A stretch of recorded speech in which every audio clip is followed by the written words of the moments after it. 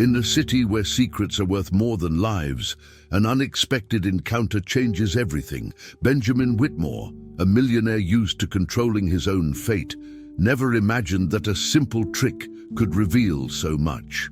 Pretending to be blind, he asks a young girl for help crossing the street. Harper Sullivan, just 11 years old, hesitates but takes his hand. She shouldn't trust him, he shouldn't care. But something in that moment ties them together. Ben senses there's more to this girl than meets the eye, and when he discovers that her real name has been erased from records and that someone powerful wants her to disappear, it becomes clear this meeting was no coincidence. Now he must choose, walk away or face enemies who don't forgive. Harper's past hides something dangerous, and the closer they get to the truth, the darker the hunt becomes. But one thing is certain: their fates are already intertwined, and turning back is no longer an option. Now we want to know, where are you watching from? Comment below, and don't forget to subscribe to Whispered Realms for more stories like this. Ben Whitmore's fingers gripped the leather steering wheel with force. His jaw clenched as he drove aimlessly through the streets of New York. The glow of neon signs blurred against the wet asphalt, distorted by the streaks of rain on his windshield. He wasn't sure why he had left his penthouse tonight. Perhaps it was the suffocating silence, the weight of too many thoughts pressing down on him, or maybe it was the realization that no amount of money could fill the void he had spent years creating. His empire was vast, his influence undeniable, yet there was nothing in his life that resembled meaning. He had made deals with men he despised, turned a blind eye to corruption, and watched as the walls of his soul crumbled under the weight of his own choices. As he rolled to a stop at an intersection, his eyes landed on a figure near the sidewalk. A girl, small, thin, seated against a street lamp, her knees drawn to her chest. She held an old tattered book in her hands, her lips moving slightly as if whispering the words to herself. The rain had soaked through her clothes, but she didn't shiver, didn't move. She just read. Something about her stopped him. Without thinking, he pulled over. He stepped out, adjusting the collar of his coat as he approached. The girl was aware of him immediately. She wasn't afraid, but she was alert, her fingers tightening around the book as if it were a shield. Her eyes flickered up to him, dark and assessing.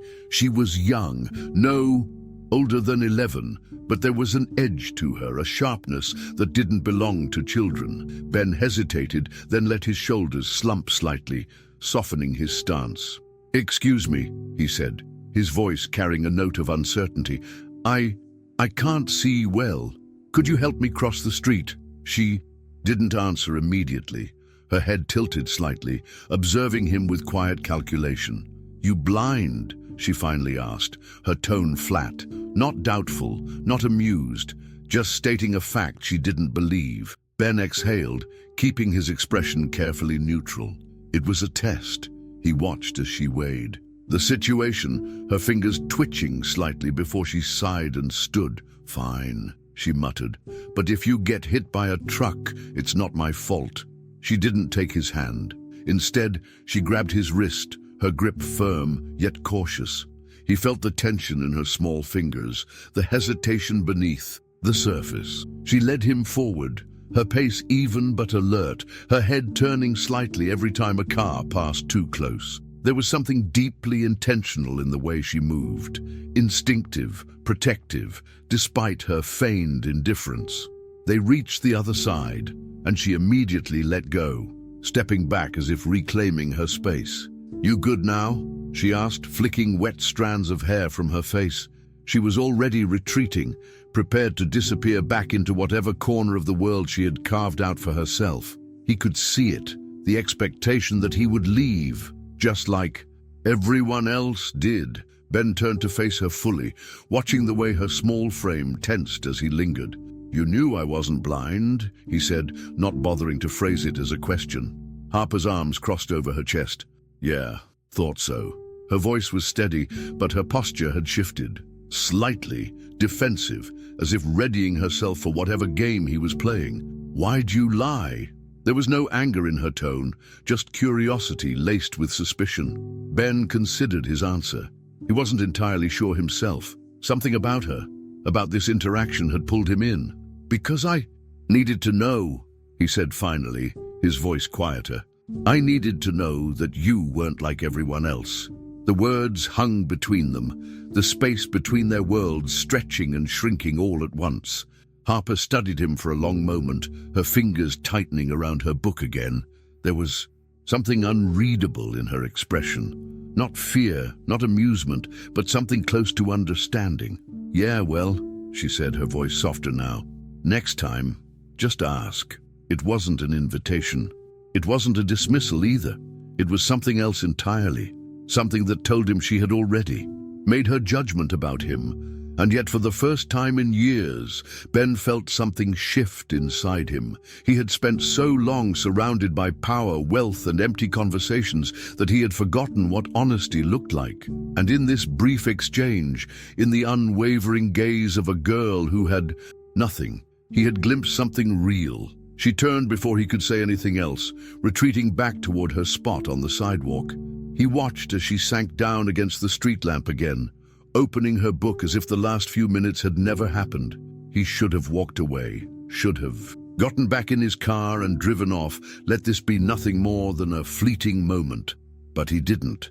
Instead, he stayed where he was, hands in his pockets, rain dripping from his coat. And as he watched Harper lose herself in the pages of that old book, he knew with a certainty that unsettled him this wouldn't be the last time they met. Ben Whitmore leaned back in his chair, the leather cool against his skin, his eyes fixed on the skyline beyond the floor-to-ceiling windows of his office. Below, New York moved like a restless organism. Deals were made, lives changed, and power shifted hands without sentiment. That was the nature of his world, a world built on numbers, contracts, and well-placed threats. Across from him, Richard Coleman, his longtime business partner, sipped his whiskey with an air of satisfaction, his expensive suit perfectly pressed. "You're distracted," Richard observed, setting the glass down with a soft clink. "That's not like you." Ben's fingers tapped against the desk, his mind momentarily elsewhere. The memory of the girl from the night before lingered, not because she was special, not in the traditional sense, but because something about her refusal to beg, to crumble, had stayed with him. He exhaled, shifting his focus back.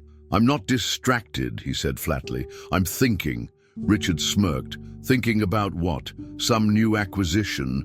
Or did you suddenly develop a conscience overnight?" The last sentence dripped with amusement, and Ben didn't react. He wasn't foolish enough to believe he could afford morality. Richard leaned forward, eyes sharp with calculation. "We're about to close the deal on the Harper Foundation," he continued, voice lower now. "That charity is sitting on real estate worth millions, and they're too naive to see what's coming. If we push just a little harder, they'll fold." He paused, studying Ben's reaction. "Don't tell me you've suddenly started caring about lost causes." Ben remained silent, staring at the city below. He had built an empire by making the hard choices, by understanding that sentimentality was a weakness. And yet, something about that girl, Harper, had unsettled him. Not because she needed help, but because she refused to need it. She was alone, and she accepted that. He had seen that same cold acceptance in his own reflection for years. "We take the deal," Ben said eventually, his voice devoid of emotion, "but we do it. Clean, no loose ends." Richard chuckled, satisfied. "That's the Ben I know." He raised his glass in mock toast before finishing the drink. "Morality is for people who can afford it, my friend, and we both know that's not us." While Ben navigated a world of ruthless transactions, Harper curled up in her makeshift shelter, an abandoned corner behind a condemned building where a few other kids had gathered for the night. She was used to the shifting company. Sometimes there were 5, sometimes none. But no one relied on anyone here. That was a lesson she had learned early. Her book, now damp from the previous night's rain, rested on her lap, her fingers absently tracing the pages. It wasn't just a book. It was the only piece of her mother she had left, a woman she barely remembered, except for the feeling of her voice reading aloud when the world had still made sense. The voices around her murmured in low tones, plans for tomorrow, warnings about the police cracking down on street kids again, rumors about a shelter that actually had space. Harper listened, but she didn't engage. She had learned that attachments made you weak, and weakness was dangerous. She pulled her thin jacket tighter around herself and closed her eyes, forcing herself into the shallow sleep that came from a life without safety.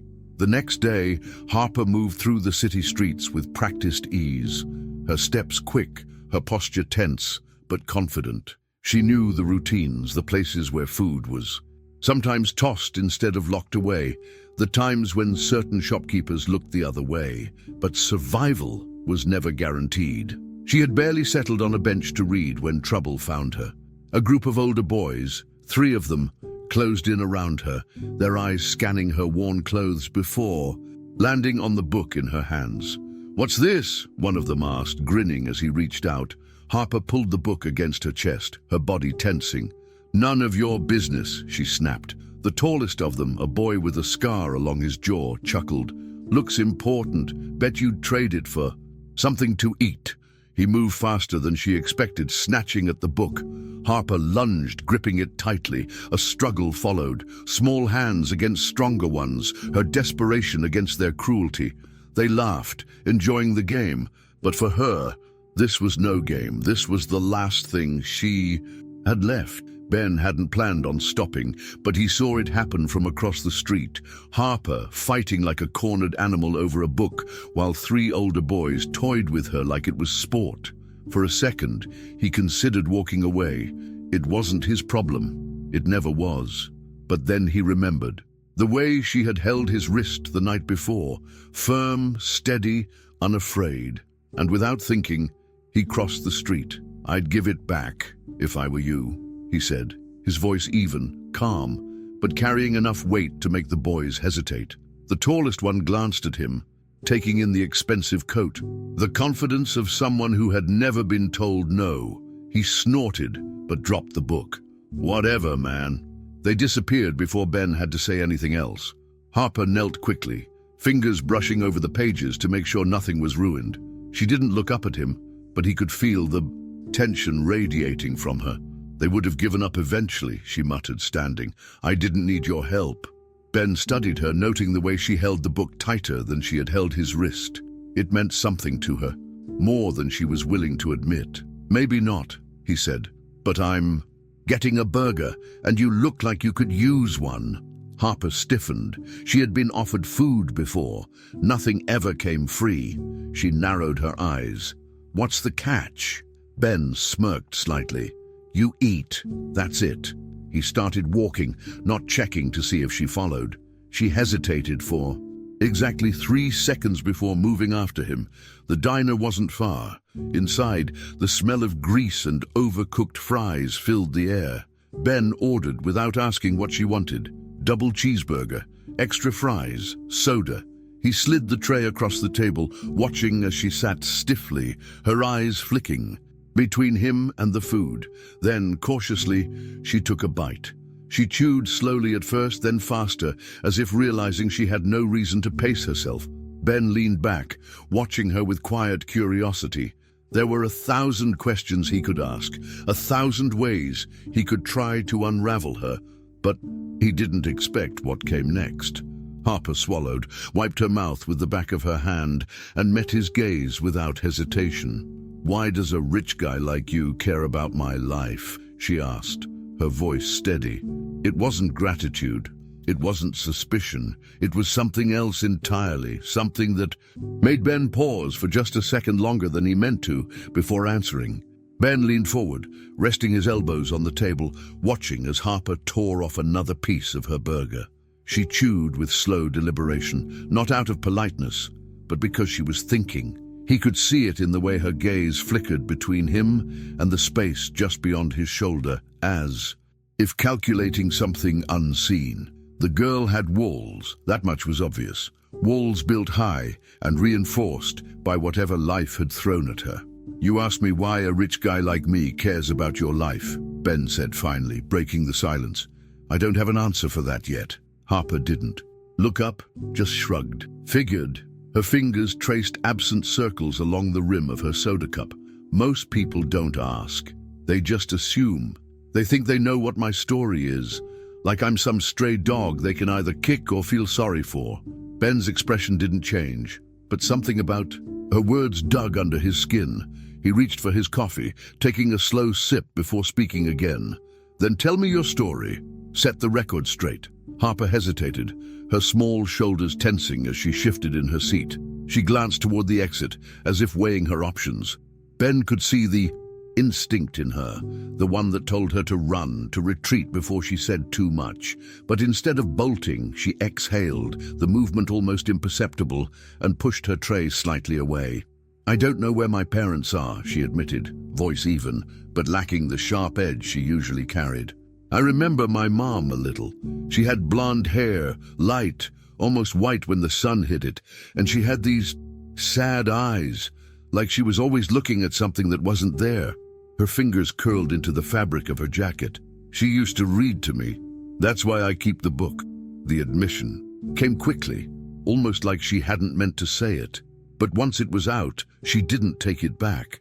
"I don't know what happened to her," she continued. "One day she was there, the next she wasn't. No explanation, no goodbye, just gone." Her voice had gone quieter, and when she finally met his gaze, there was no vulnerability there, just a question she didn't know how to ask. Ben had spent years learning how to read people, how to pick apart the things they didn't say. Harper didn't trust easily, and she sure as hell didn't want pity. But there was something in the way she spoke, matter of fact, detached, that told him she'd already accepted whatever truth she had built for herself. He didn't push.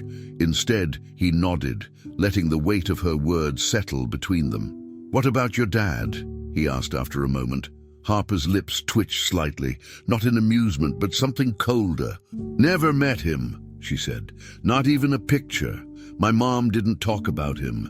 Maybe he was dead. Maybe he just didn't care." She shrugged, but the action was too practiced, too deliberate to be as indifferent as she wanted it to seem. "Doesn't matter. It's not like either of them came looking for me." She leaned back against the booth, crossing her arms. "That's the truth. No dramatic backstory, no evil stepfather or tragic accident, just a kid no one came back for." Later that night, long after Harper had disappeared into whatever shadow she called home, Ben sat in his office, staring at his computer screen. The name she had given him wasn't in any system. Harper Lane didn't exist, but he had expected that. Kids like her didn't leave trails. He exhaled slowly, rubbing his temple before switching tactics. He ran a broader search. Missing children, foster records, juvenile reports. It took hours, but eventually a file appeared. Harper Sullivan. His eyes scanned the screen, taking in the details. Entered the system 6 years ago. One foster home. Ran away 2 months later. No further records. Mother, Catherine Sullivan. Status, missing. His fingers hovered over the keyboard, his jaw tightening. He clicked through, searching for more. Catherine Sullivan had disappeared 5 years ago. No trace, no leads. The case had gone cold. Harper had been listed as a missing child once, but no one had come looking. Not really. And now, here she was, sitting across from him, acting like none of it mattered. The next time he saw her, she was sitting on the edge of a fire escape, swinging one leg idly over the side, reading her book, the same book. Ben leaned against the brick wall, crossing his arms. "Your last name isn't Lane," he said, watching her carefully. Harper didn't flinch, didn't react. She just flipped a page and muttered, "You shouldn't know that." Ben took a step closer. "Your real name is Harper Sullivan." Her grip on the book tightened. "Where did you hear that?" Her voice was flat, but there was something else beneath it now, something that made her shoulders draw inward, like she was bracing for impact. "I looked it up," Ben admitted, "and I found something else. Your mother, Catherine Sullivan, she's missing, not dead, just gone." That was when she looked up, her dark eyes locking onto his. But it wasn't the reaction he had expected. No relief, no hope, just a cold, empty stillness. Harper stared at him for a long moment, her fingers pressing so hard against the edges of her book that the worn cover nearly bent. Then, slowly, she lowered her gaze, her voice barely above a whisper. "If my mom is still alive," she murmured, "then why didn't she come back for me?" The words weren't a question, they were a fact, a truth she had already learned to live with, and Ben, despite everything, didn't have an answer. Ben didn't waste time. The moment Harper's words settled between them, heavy and unspoken, he knew he needed answers. Real answers. The kind that weren't written in outdated case files or buried under bureaucratic indifference. He pulled out his phone and scrolled through his contacts before pressing call. The line rang twice before a gruff voice answered. "James Holloway." Ben exhaled, rubbing his temple. "I need you to find someone." There was a pause, then a low chuckle. "You finally decided to put all that money of yours to good use." Holloway had been an investigator for years, ex-FBI, the kind of man who could dig up dirt on anyone, even the ones who made a living staying hidden. "I'm serious," Ben said. "Her name is Harper Sullivan. She went missing 5 years ago." Another pause, but this time it was different. A shift in tone. "Harper Sullivan," Holloway repeated, his voice no longer teasing. "That's not a name I hear often." Ben sat up straighter. "You know it?" A beat of silence. "Not personally, but I've come across it. She worked for someone big before she disappeared. A man who doesn't like people asking questions." Ben's grip on the phone tightened. "Who?" "Warren Kingsley." The name hit like a blow, cold and calculated. Kingsley was more than just a politician. He was a machine, a force that moved through the world untouched by rules meant for lesser men. He had money, influence, and an entire network built on fear and silence. "She was on his staff," Holloway continued, "a research analyst officially, but unofficially, no one knows exactly what she did. What I do know is that people who cross Kingsley tend to disappear one way or another."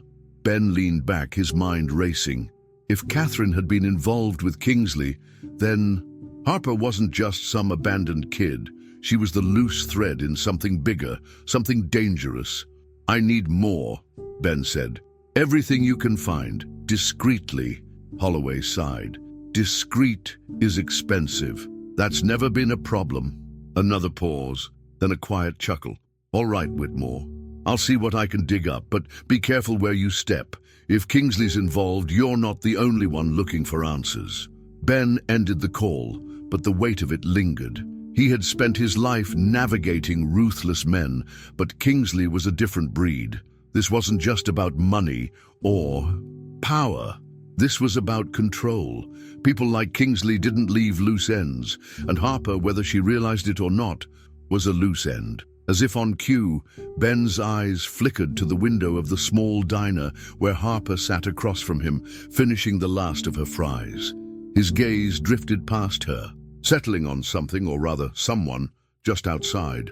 A black car, parked across the street, engine idling. He had seen it before, twice now, once near his office, once near Harper's usual spots. It wasn't a coincidence. His stomach tightened. He had enemies, but this wasn't about him. It was her. Someone was watching Harper, and that meant someone else knew who she was. Harper noticed his shift in expression immediately. She might have been young, but she wasn't blind.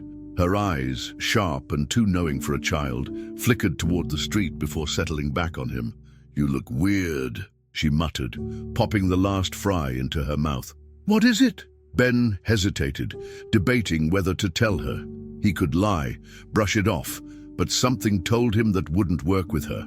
So he said nothing, just looked at her. Harper tilted her head slightly, studying him, then leaned forward. "You're scared," she said, her voice soft but sure. Ben didn't answer, didn't deny it, and for the first time in a very long time it was true. By the time Ben left Harper for the night, he couldn't shake the feeling that he had stepped into something bigger than he had anticipated. The streets felt Different, the edges sharper. He had spent years walking through this city as if he owned it, but now, for the first time, it felt like something unseen was moving beneath his feet. He arrived at his office, expecting the familiar solitude, the controlled sterility of his world. But the moment he stepped inside, he knew something was wrong. The lights were off, but that wasn't what unsettled him. It was the envelope. A single white envelope sitting perfectly centered on his desk. No markings, no return address, just there, waiting.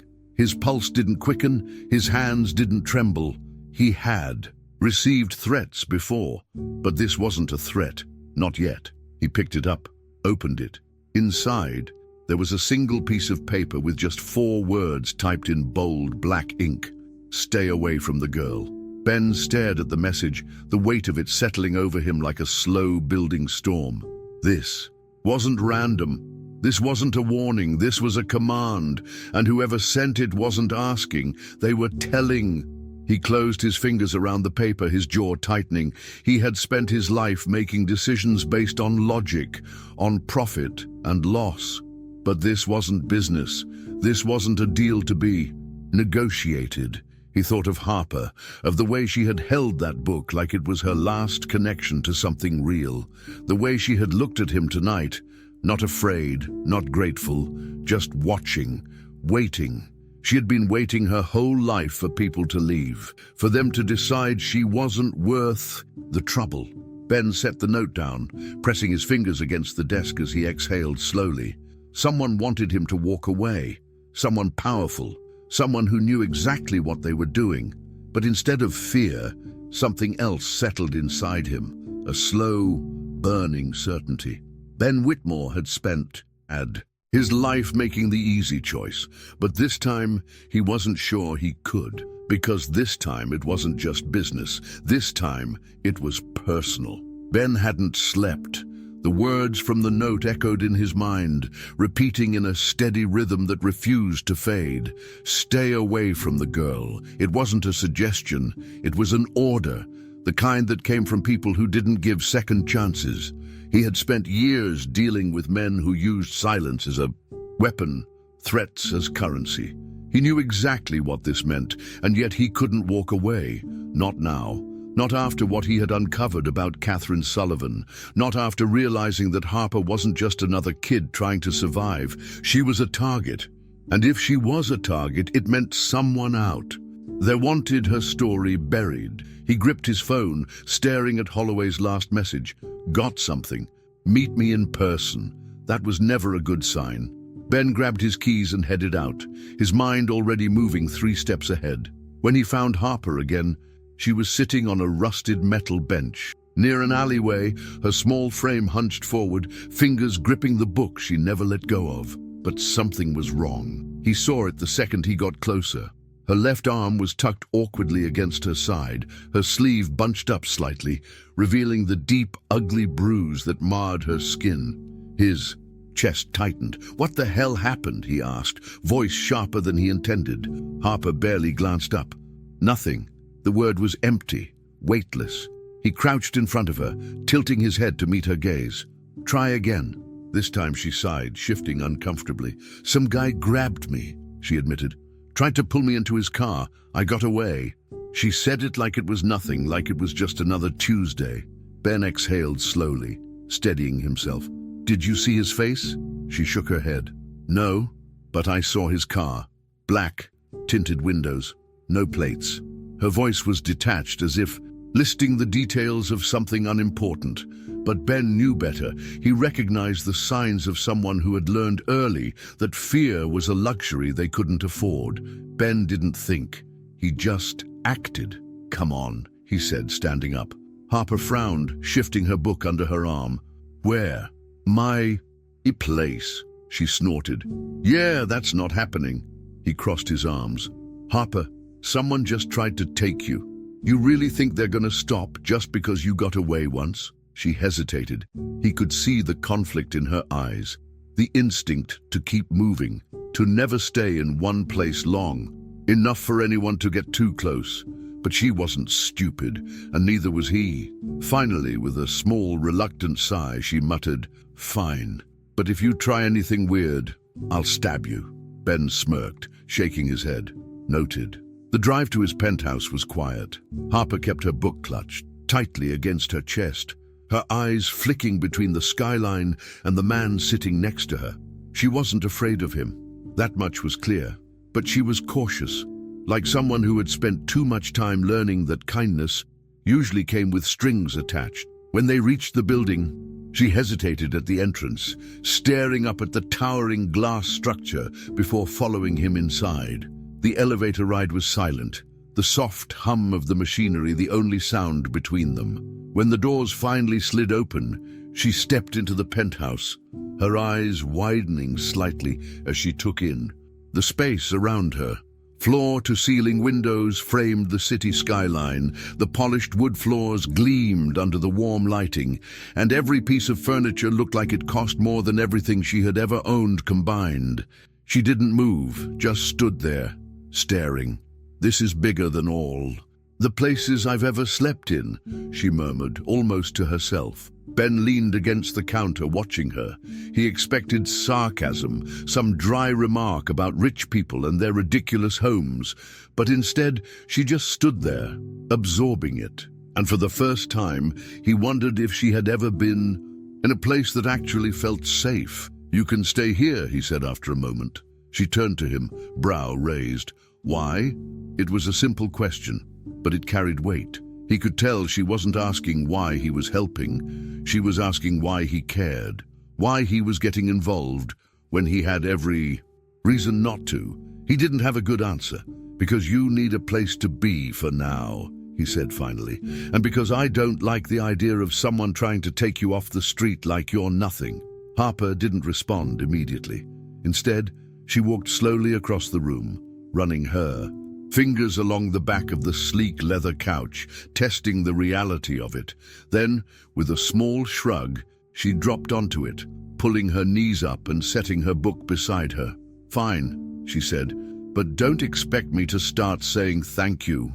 Ben smirked. "Wouldn't dream of it." He turned away, heading toward the kitchen.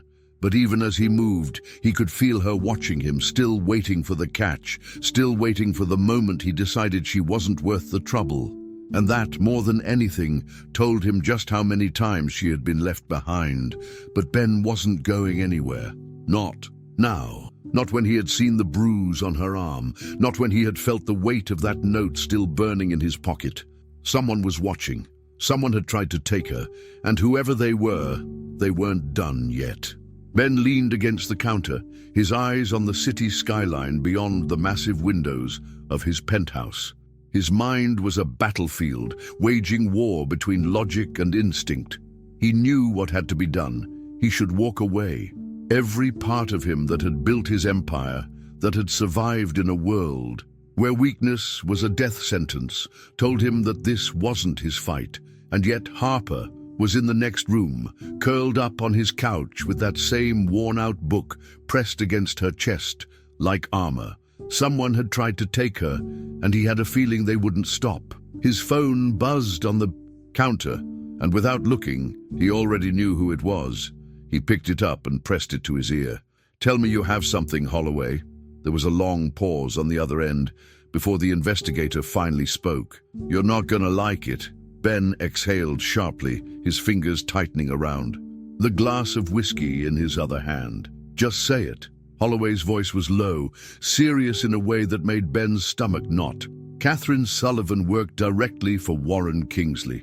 She wasn't just some assistant, she was his right-hand woman. She handled his affairs, managed sensitive documents. But 5 years ago, she tried to expose him. Ben's jaw clenched. Expose him for what? Another pause. Then Holloway's voice dropped even lower. Corruption, embezzlement, ties to offshore accounts funneling money into political campaigns. And that's just the surface. She had enough dirt to bury. Kingsley and half the people in his circle. And then, poof, gone. Ben ran a hand down his face. So he had her killed. Holloway sighed. That's the thing. There's no proof she's dead. No body, no confirmed sightings. But what's interesting is that right before she disappeared, she sent out encrypted files to a few people. I haven't been able to track them down, but if Kingsley is still looking for Harper, it means he thinks that kid knows something. Or worse, he thinks Catherine is still alive. Ben's grip on the phone tightened, the weight of the situation pressing against his ribs. Like a vice, he turned his head slightly, his gaze drifting toward the couch where Harper lay fast asleep. Her body curled inward, small, fragile, in a way she never allowed herself to appear when awake. She had been running for so long, surviving off instinct, never questioning why she had to. But now he knew the answer. Kingsley didn't just want her off the streets, he wanted to make sure she never found out the truth. And if Kingsley was willing to go this far, it meant there was something bigger at play, something Ben wasn't seeing yet. "How deep does this go?" he asked. Holloway let out a dry laugh. "Deep enough that if you keep digging, you might not like where you end up." There was a shift in his tone, an edge of something close to concern. "Ben, listen to me. If you keep pushing this, you're going to piss off people who don't give second chances." Ben's gaze hardened. He had spent his life making deals with dangerous men, but this was different. This wasn't business. This was a child who had already been forgotten by the system, ignored by the people meant to protect her. And now the only person standing between her and whatever Kingsley had planned was him.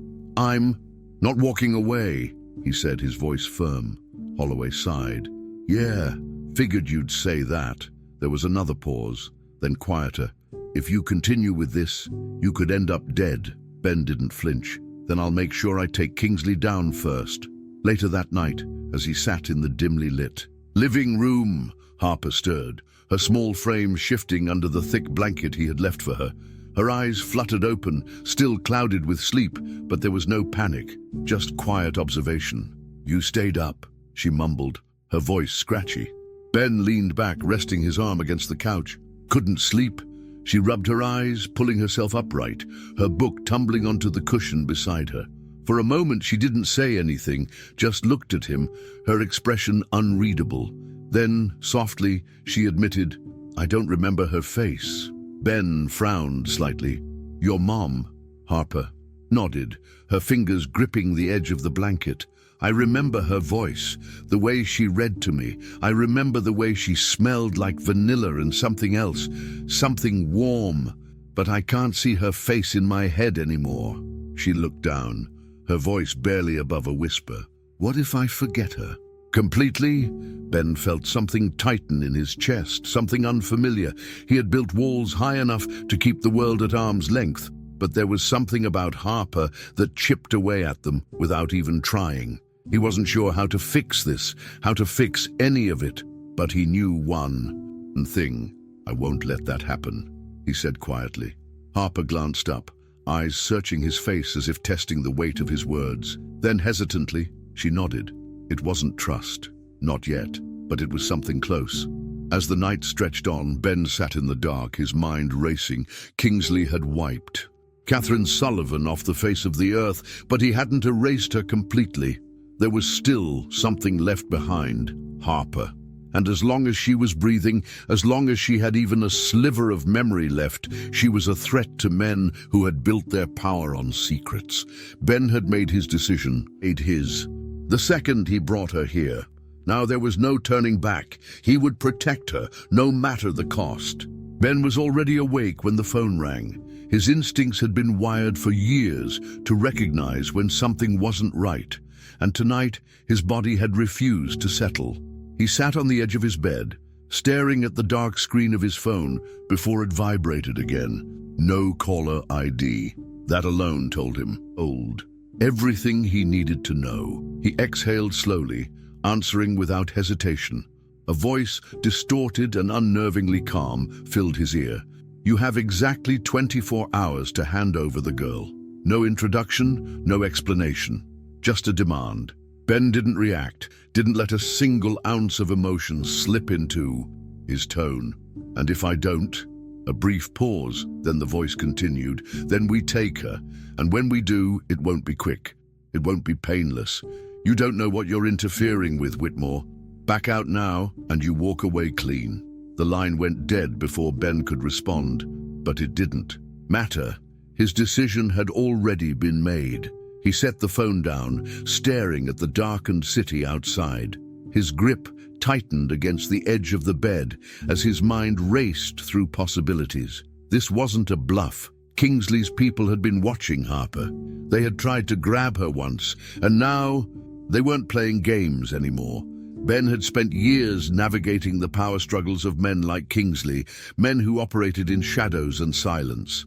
He knew how this worked. The moment he refused to comply, he wouldn't just be on their radar, he'd be their next target. He stood abruptly, moving toward the living room. Harper was still asleep on the couch, her small frame buried under the thick blanket he had given her.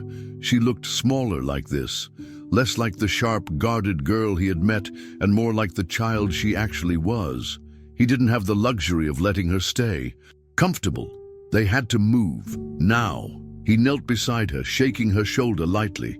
"Harper," he said, voice firm but not harsh. Her eyes flickered open instantly, alert despite the exhaustion weighing her down. "We need to go." She blinked at him, then at the clock on the wall. "It's the middle of the night," she muttered, her voice still rough from sleep. Ben didn't waste time explaining. "It's not safe here anymore." That woke her up. She sat up, rubbing her eyes before staring at him, reading his expression. Did something happen? He hesitated.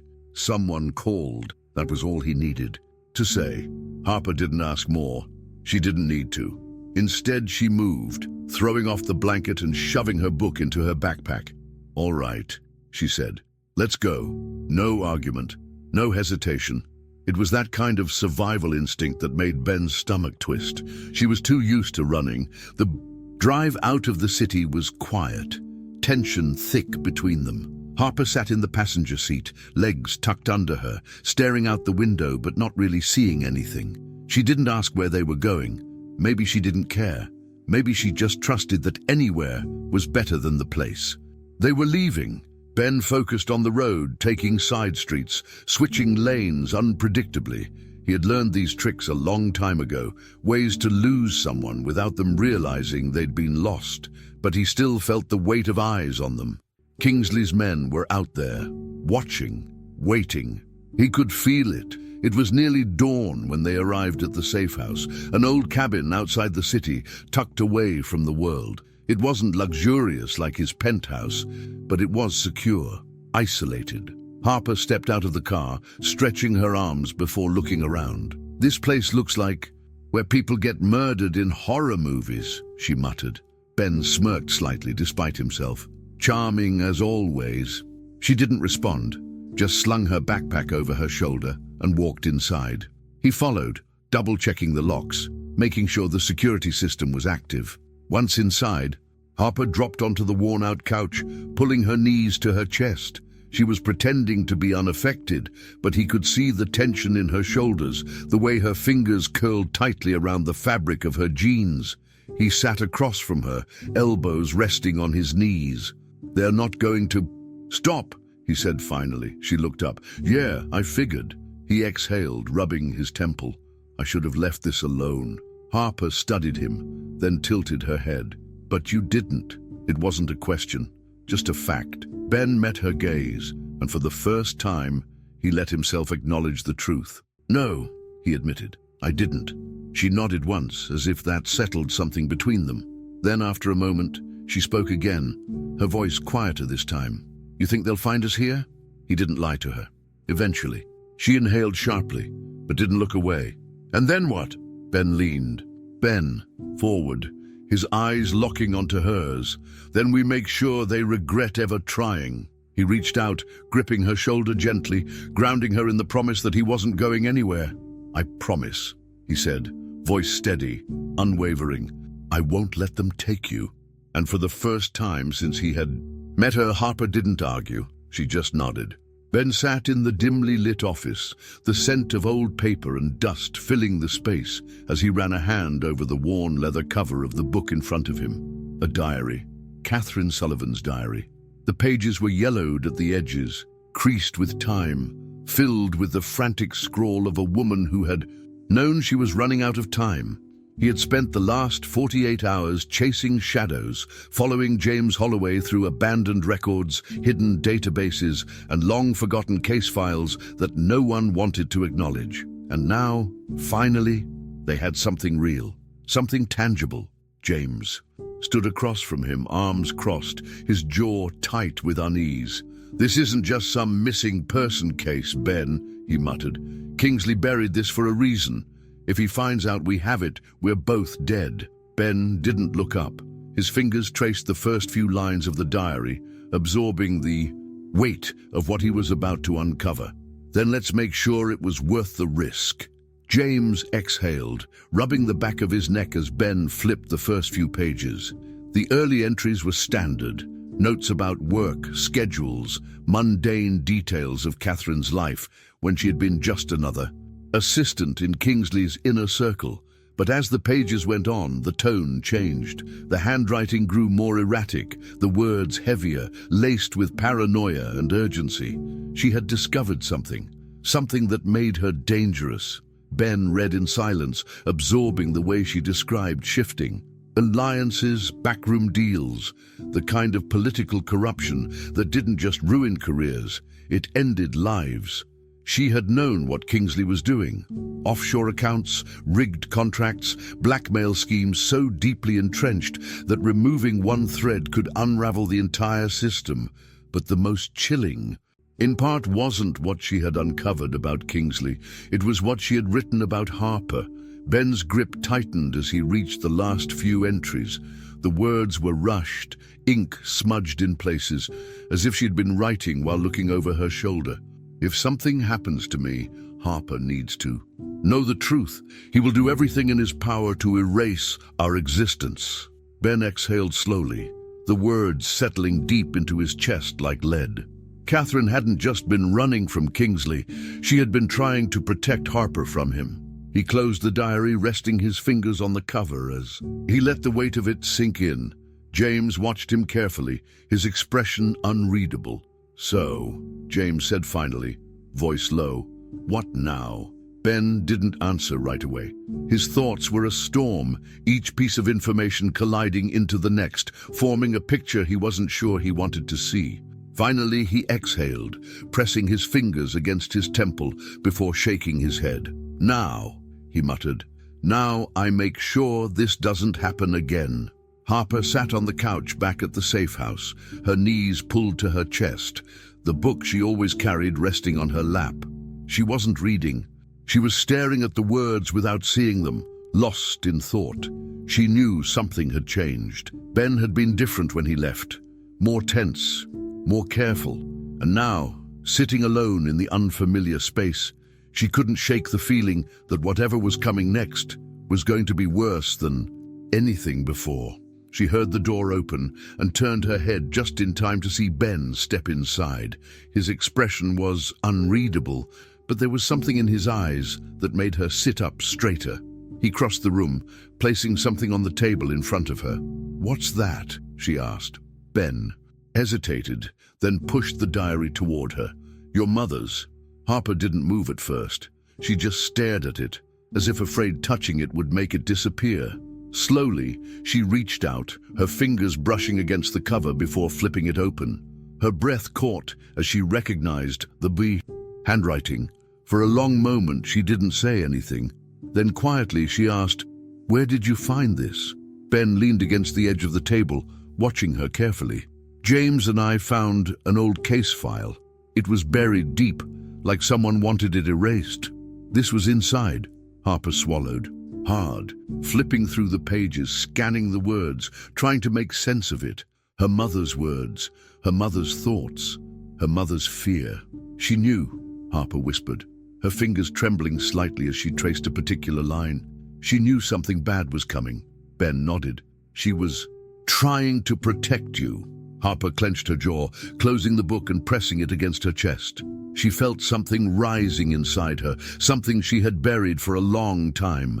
Anger, frustration, a deep, aching sense of loss. "Then why didn't she come back for me?" she asked, her voice barely above a whisper. Ben didn't have an answer for that. Maybe Catherine had tried. Maybe she had failed. Maybe Kingsley had made sure she never got the chance. But none of that would change the fact that Harper had spent years believing she was alone. "I don't know," Ben admitted, "but I do know one thing." Harper looked up at him, waiting. "You're not alone anymore." Harper stared at him for a long moment, then exhaled, shaking her head slightly. "You don't have to do this," she muttered. "You don't have to fix me." Ben smirked, shaking his head. "You're not broken, Harper," she scoffed, glancing away, but there was something else in her expression now, something raw, something uncertain. She didn't argue. She didn't fight it, and that, more than anything, told Ben that for the first time in a long time, she was starting to believe it. Ben sat in the dim glow of the safe house kitchen, his hands gripping the edges of his phone as he scrolled through the news articles flooding every major network. Business mogul Benjamin Whitmore accused of abducting a minor. Sources say billionaire is harboring missing child linked to past. Criminal investigations. Fugitive entrepreneur under investigation. Police launch manhunt. The headlines were relentless, each article twisting the truth, each report carefully crafted to make him look like a monster. He exhaled sharply, forcing himself to stay composed. This wasn't a coincidence. This was Kingsley. The bastard had turned the entire system against him, weaponizing the media, the law, and public opinion. And just like that, Ben wasn't just fighting off the men Kingsley sent in the shadows. He was now an enemy of the state. His fingers clenched around the phone. Kingsley didn't need to kill him. He just needed to make sure he had nowhere left to run. Harper appeared in the doorway, barefoot, her hoodie too big for her frame, as she wiped the last traces of sleep from her eyes. She hadn't seen the news yet, but she didn't have to. She knew something was wrong just by the way he was sitting. The tension in his shoulders, the way his fingers flexed and tightened like he was holding back something lethal. "What happened?" she asked, her voice scratchy with sleep but sharp with awareness. Ben glanced up at her, debating for a split second whether to lie, to downplay the situation. But he didn't. He slid the phone across the table. Harper picked it up, her eyes scanning the screen. She barely blinked as she read, absorbing each line in the way she always did, quickly, efficiently, like someone who had long learned the importance of knowing the battlefield before stepping onto it. When she finally set the phone down, her expression was unreadable. "Well," she muttered, "that's creative." Ben let out a dry, humorless chuckle. "Yeah, Kingsley doesn't play fair." He ran a hand over his face, trying to think, trying to plan. "This changes things. I can't protect you if the entire city is looking for me. If the cops get involved, they'll hand you right over to him without even knowing what they're doing." Harper didn't flinch. "So what do we do?" Ben exhaled. That was the question, wasn't it? He had spent his life controlling situations, always 3 steps ahead of the people trying to take him down. But this wasn't business. This wasn't numbers and boardrooms. This was real. This was life and death. "We leave the safe house," he said finally. "They'll find this place eventually. We need to stay ahead." Harper crossed her arms. "And after that?" Ben hesitated. The logical answer was to leave the city, to disappear, to cut his losses and run before Kingsley buried him completely. But that meant leaving her. And despite everything, despite the risks, he couldn't do it. A knock at the front door shattered the moment. Ben's muscles tensed. Immediately, he moved fast, signaling Harper to stay back as he retrieved the gun from under the counter. He approached the door cautiously, heart pounding against his ribs. Then a voice, familiar. "Ben, it's James." Ben exhaled sharply, lowering the gun but not fully relaxing as he unlocked the door. James Holloway stepped inside, his face drawn tight with something between frustration and urgency. "We've got a problem," he said, shutting the door behind him. "No kidding," Ben muttered, gesturing toward his phone. "Kingsley turned me into a damn kidnapper overnight." James didn't sit. He didn't even move further inside. "It's worse than that," he said, voice low. The police aren't just looking for you. They've issued an Amber Alert. Ben's stomach dropped. That was worse. That meant Harper's face, her name, her so-called missing person status. It was everywhere. Every news station, every social media feed. Cops wouldn't hesitate. The second they saw them, it was over. Harper didn't react immediately. She stood still, absorbing everything the way she always did, processing every word before finally speaking. "So that's it?" she asked. "We run?" Her voice wasn't scared. It wasn't even angry. It was steady. Ben met her gaze. "That's what Kingsley wants. He wants us scared. He wants me to panic, to make a mistake." James shook his head. "Ben, listen to me. You're not going to win this fight if you go head on. You need to lay low. Kingsley has too much influence. He controls the media, the courts. You take this fight to him now, you'll lose." Ben knew that. He had known it the moment he saw his face plastered all over the news. And yet, when he looked at Harper, something inside him settled. She wasn't scared. She wasn't running. She had spent her entire life being abandoned, being thrown away like she didn't matter. And now, when she finally had someone standing beside her, she was waiting to see if he would do the same. Ben clenched his jaw, stepping closer, lowering his voice. "Harper." She looked up at him, her fingers curled into fists at her sides. "If we run, it's not because we're scared," he said. "It's because we're picking our battle. I won't let Kingsley win, but I also won't let him take you." Harper studied him for a long moment, then slowly, her fingers uncurled. "If you want to run," she murmured, "I understand, but I'm not going." Ben felt something in his chest tighten. It wasn't defiance, it wasn't stubbornness, it was conviction. She was done running, and whether he liked it or not, he had just made a decision that changed everything. He wasn't going to leave her. And that meant only one thing. He had to find a way to fight back, and this time he had to win. Ben moved through the penthouse with precision, his mind already calculating the few remaining moves left on the board. The flashing red and blue lights below cast distorted shadows against the walls, but he didn't need to look to know what they meant. The police had arrived. More than that, Kingsley had arrived, wrapped in the illusion of justice, using the system as his weapon. Ben had played this game for years, maneuvering through power struggles, understanding that the real fight was never fought in the open. But now, Kingsley had forced his hand, closing the walls around him, tightening the noose. Ben glanced at Harper, who stood by the window, arms crossed, her small frame still but tense. She wasn't afraid. She was waiting. "They're blocking every exit," James muttered, checking his phone. "This isn't just a warrant, Ben. This is a takedown. Kingsley wants you off the board." He didn't need to say what that meant. If Ben got arrested, there wouldn't be a trial, there wouldn't be a second chance. And Harper, she'd be handed over without a second thought. Ben clenched his jaw, forcing himself to stay focused. Panic was useless. Fear was a luxury. He grabbed a duffel bag from under the desk, tossing in cash, a burner phone, and the files James had retrieved. The diary, the last remaining evidence of what Harper Sullivan had known before she vanished. "We're not getting out through the lobby," Ben said. "They'll have eyes on the stairwells, the exits probably, even the service routes." James nodded, already moving. "Then we go up." Ben's eyes flickered to the rooftop access. It was a gamble. If Kingsley's men had thought ahead, they'd have snipers in position, waiting, but it was the only shot they had. "Harper," Ben said, turning to her. She looked up at him, unreadable. "You trust me?" She didn't hesitate. Yeah, that was all he needed. James led the way, moving fast, his gun drawn as he checked the stairwell. The tension between them was suffocating, but Ben didn't let it slow him down. Step by step, they ascended, the echoes of distant movement. Behind them, confirming what he already knew, they were out of time. Harper moved quietly between them, her body close to the walls, her breathing even. She had learned how to disappear, how to move unnoticed.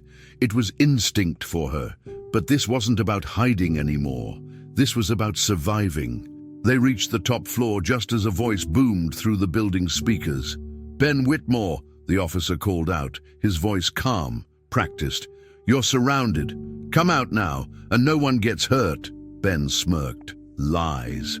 Kingsley didn't send men to negotiate. James cracked the rooftop door open, glancing out before pulling back quickly.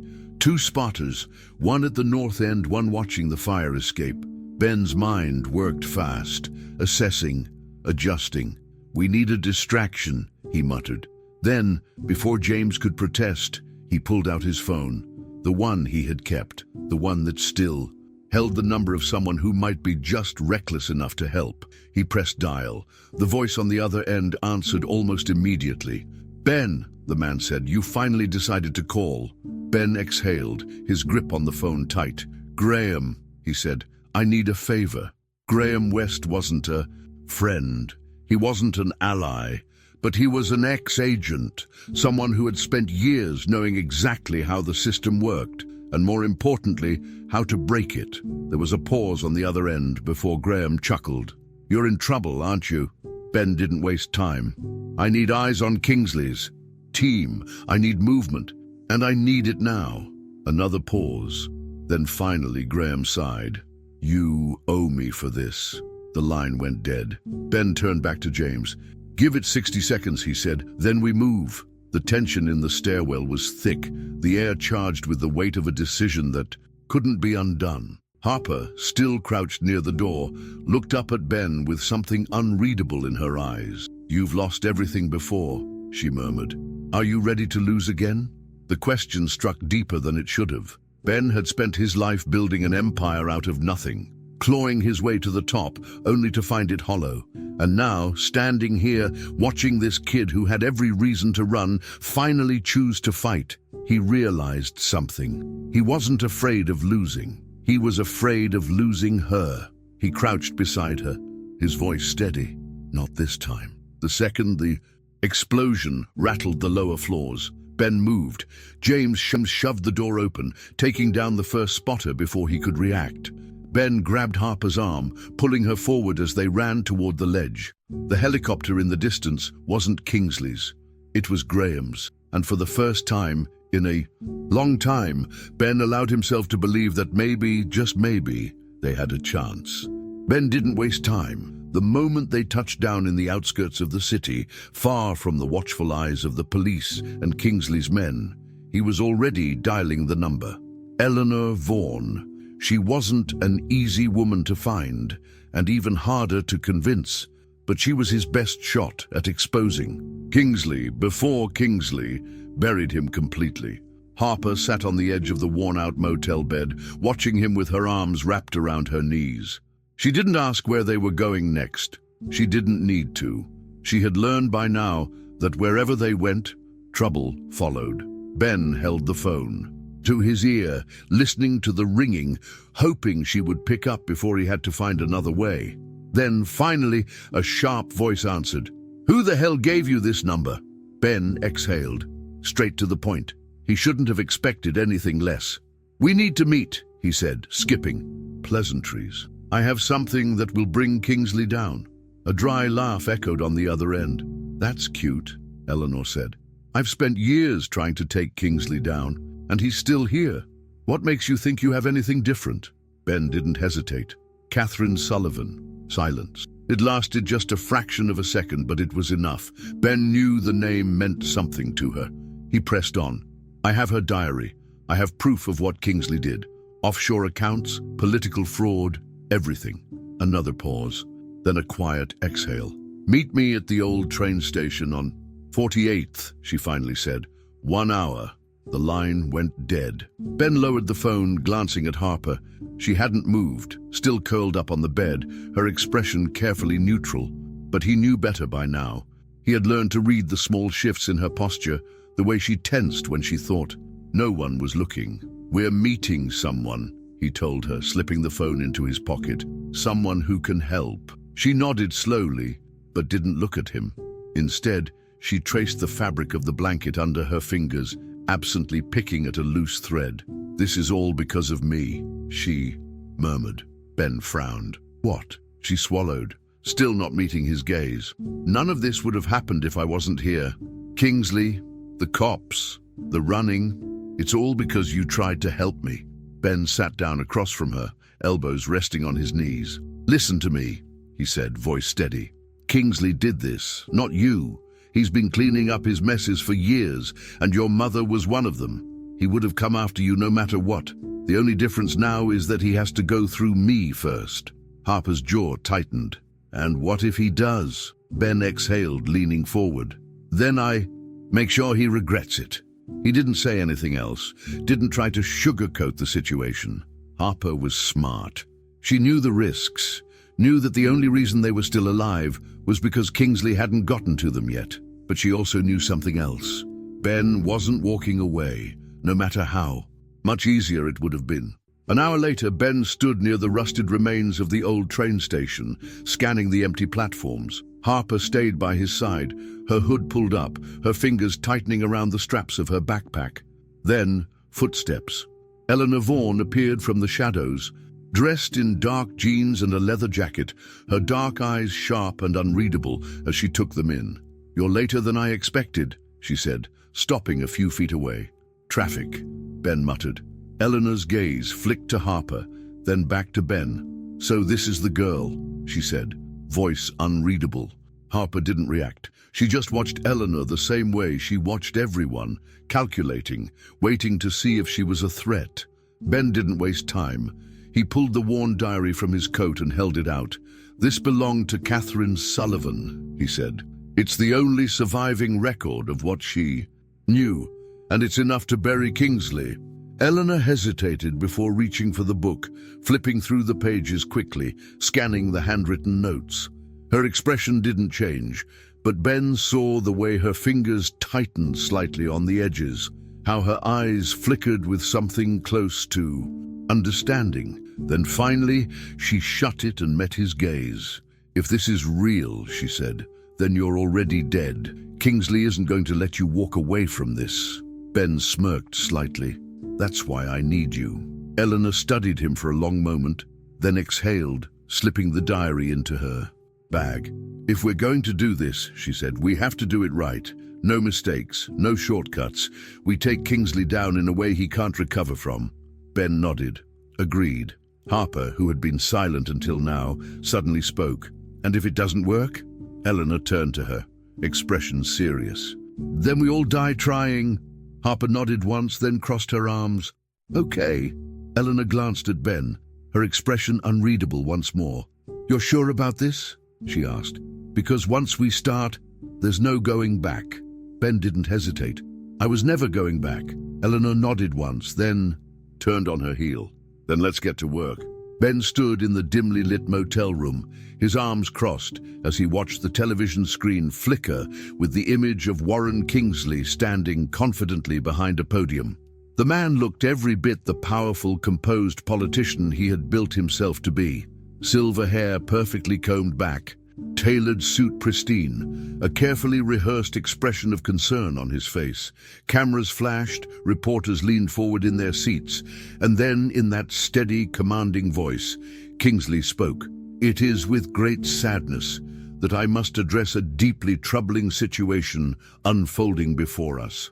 A young girl, Harper Sullivan, has been taken from the safety of the authorities and is now in the custody of a man with a long history of manipulation, secrecy, and unchecked power. Benjamin Whitmore is a dangerous individual, and I urge every law enforcement agency in this country to bring him to justice before further harm is done." The words were calculated, each one laced with just enough gravity to turn public perception against Ben in an instant. The questions from the reporters came rapidly, their voices overlapping in the chaos of the press room. Kingsley, ever the strategist, gave them just enough without saying anything that could be fact-checked. Ben's jaw clenched, his fingers curling into fists as he took a slow step back. He had expected retaliation. He had expected Kingsley to fight back. But this was war. The man hadn't just turned him into a fugitive. He had poisoned the entire country against him. Now, the police weren't just looking for him. Every citizen, every camera, every pair of eyes would be on him. He turned away from the screen, pacing, his mind racing through the next steps. But before he could say anything, Harper spoke. "He's good," she muttered, her arms wrapped around her knees as she sat on the edge of the bed. She wasn't looking at the TV anymore. She was looking at him. Real good. Ben exhaled sharply, forcing himself to push down the frustration burning in his chest. "Yeah," he admitted. "He is." Eleanor Vaughan was already on the move, making calls, pulling files, doing everything she could to get ahead of Kingsley's narrative before it completely suffocated them. But even she knew how bad this was. When she finally called, her voice was tight with urgency. "We need to move faster," she said. "Kingsley just put the entire country against you.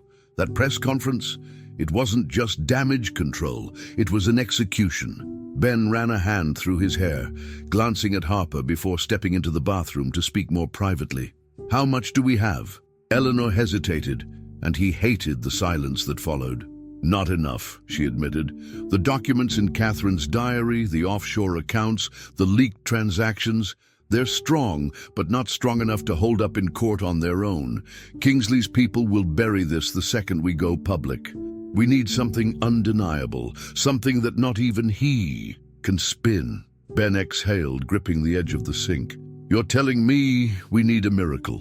"No," Eleanor corrected. "We need proof that he ordered Catherine's disappearance, something that ties him to the hit. That's the only way we end this." Ben knew what that meant. He had spent his life avoiding the kind of risks that had no escape route, but this time there was no other option. "I'll find it," he said simply.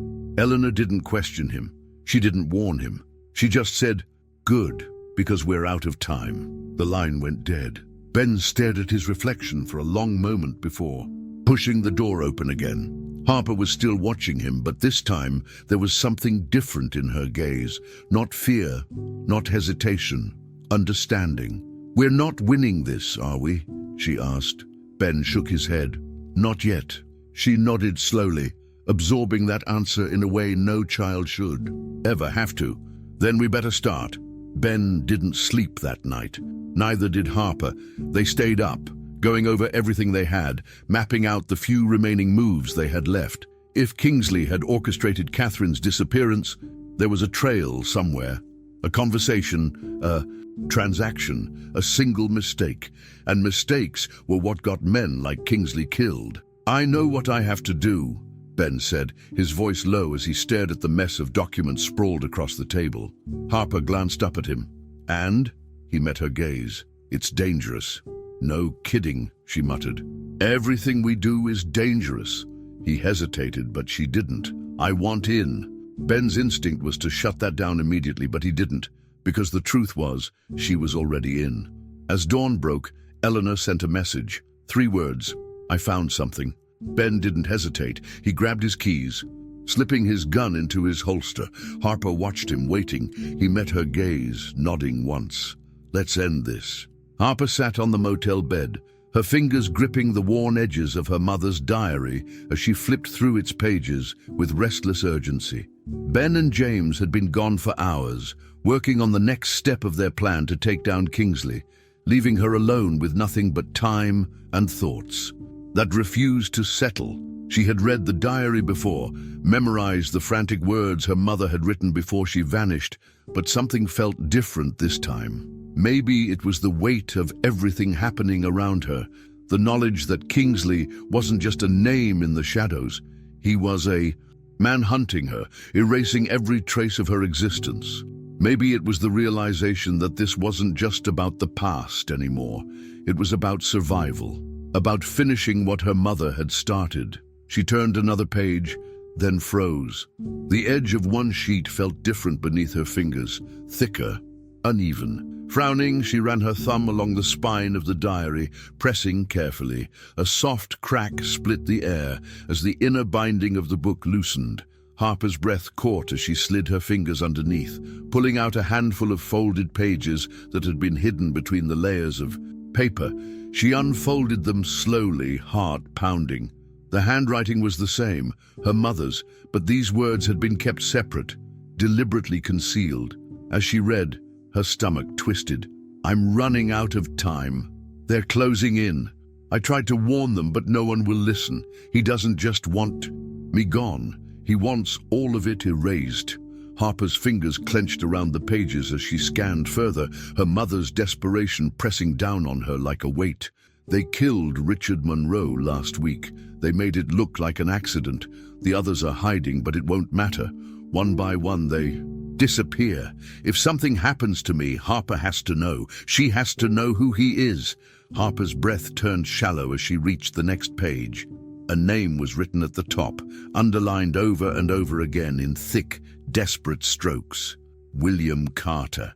She stared at it, her mind racing. She knew that name. She had heard it before, years ago, when she was just a kid drifting through the cracks of a system that never cared if she lived or died. Carter had been a senator once, a powerful man before he disappeared from politics entirely. No scandals, no dramatic downfall. He had simply faded away, and now here he was, buried in her mother's final words, a connection she didn't understand but couldn't ignore. She ran her fingers over the ink, her pulse thrumming in her ears. If Kingsley had gone after everyone who tried to help her mother, then Carter was either dead or hiding. Either way, he was the missing piece. The door creaked open, and Harper jerked up, the pages clutched to her chest. Ben stepped inside first, scanning the room like he always did before letting the tension in his shoulders drop slightly. James followed, his expression tight, like whatever they had been. Planning hadn't gone the way they wanted. Harper didn't wait. "I found something," she said, her voice sharper than she intended. Ben's gaze flickered to her hands. "What?" She unfolded the pages, holding them out. There were extra pages in the diary. My mom, she hid them. Ben crossed the room in 2 strides, taking them from her, his eyes scanning the text quickly, his jaw tightening with each line. James leaned over his shoulder, muttering a curse under his breath as he took in the name scrawled across the page. "William Carter," he murmured. "That's a name I haven't heard in a long time." Harper clenched her hands into fists, willing herself to stay calm.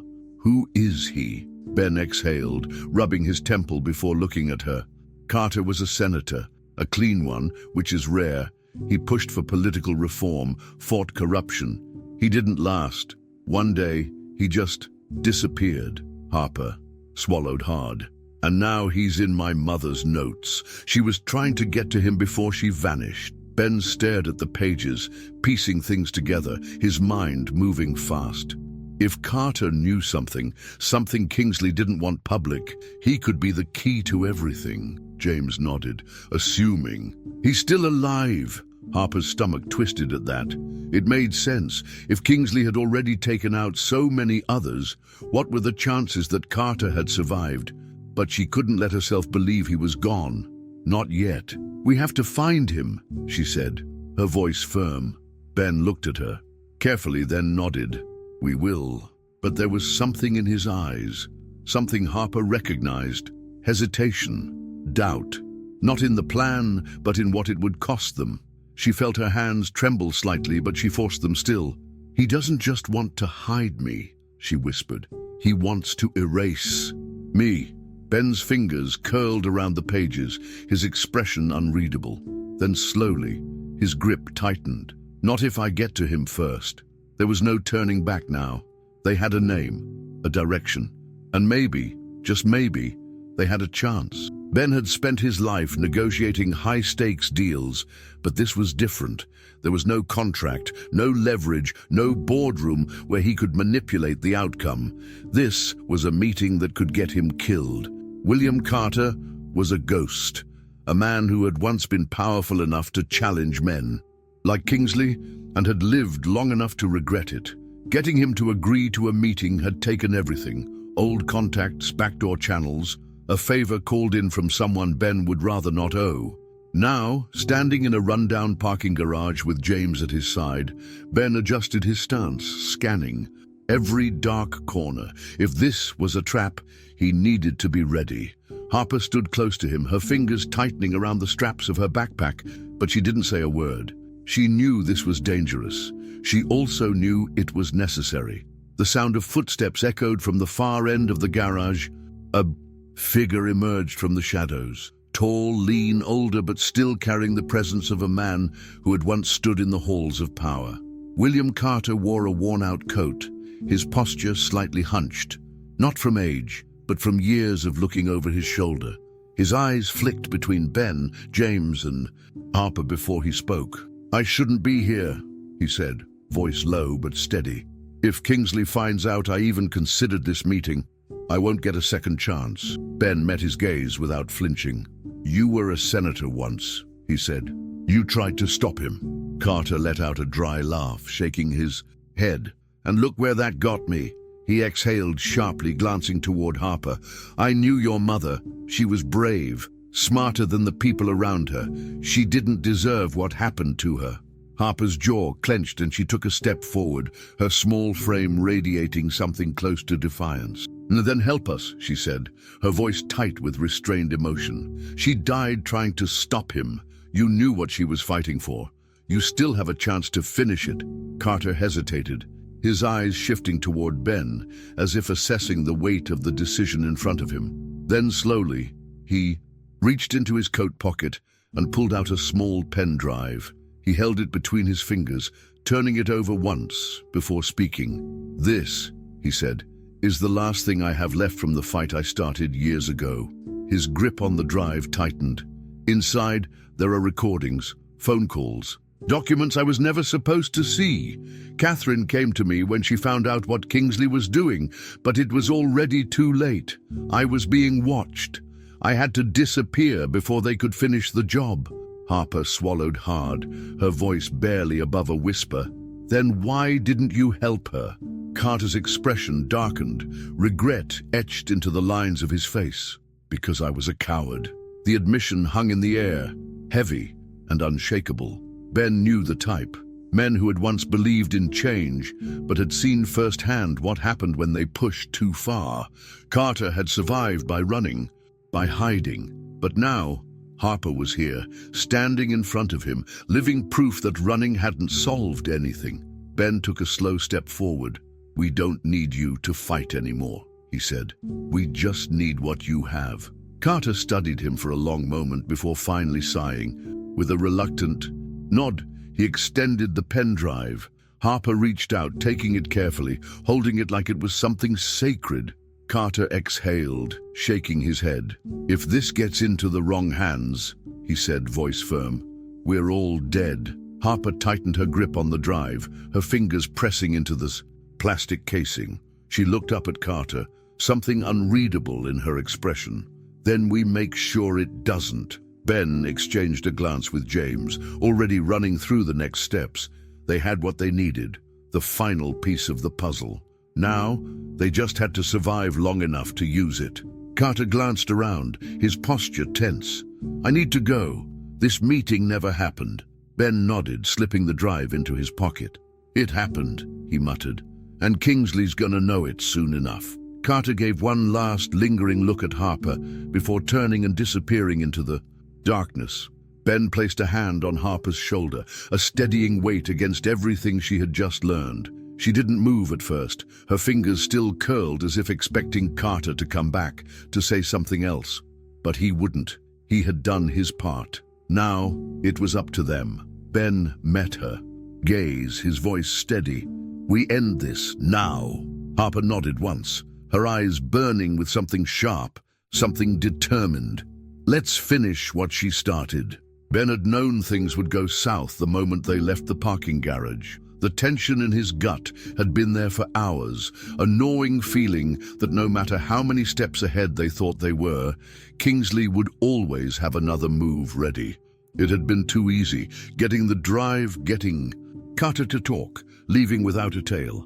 Too damn easy.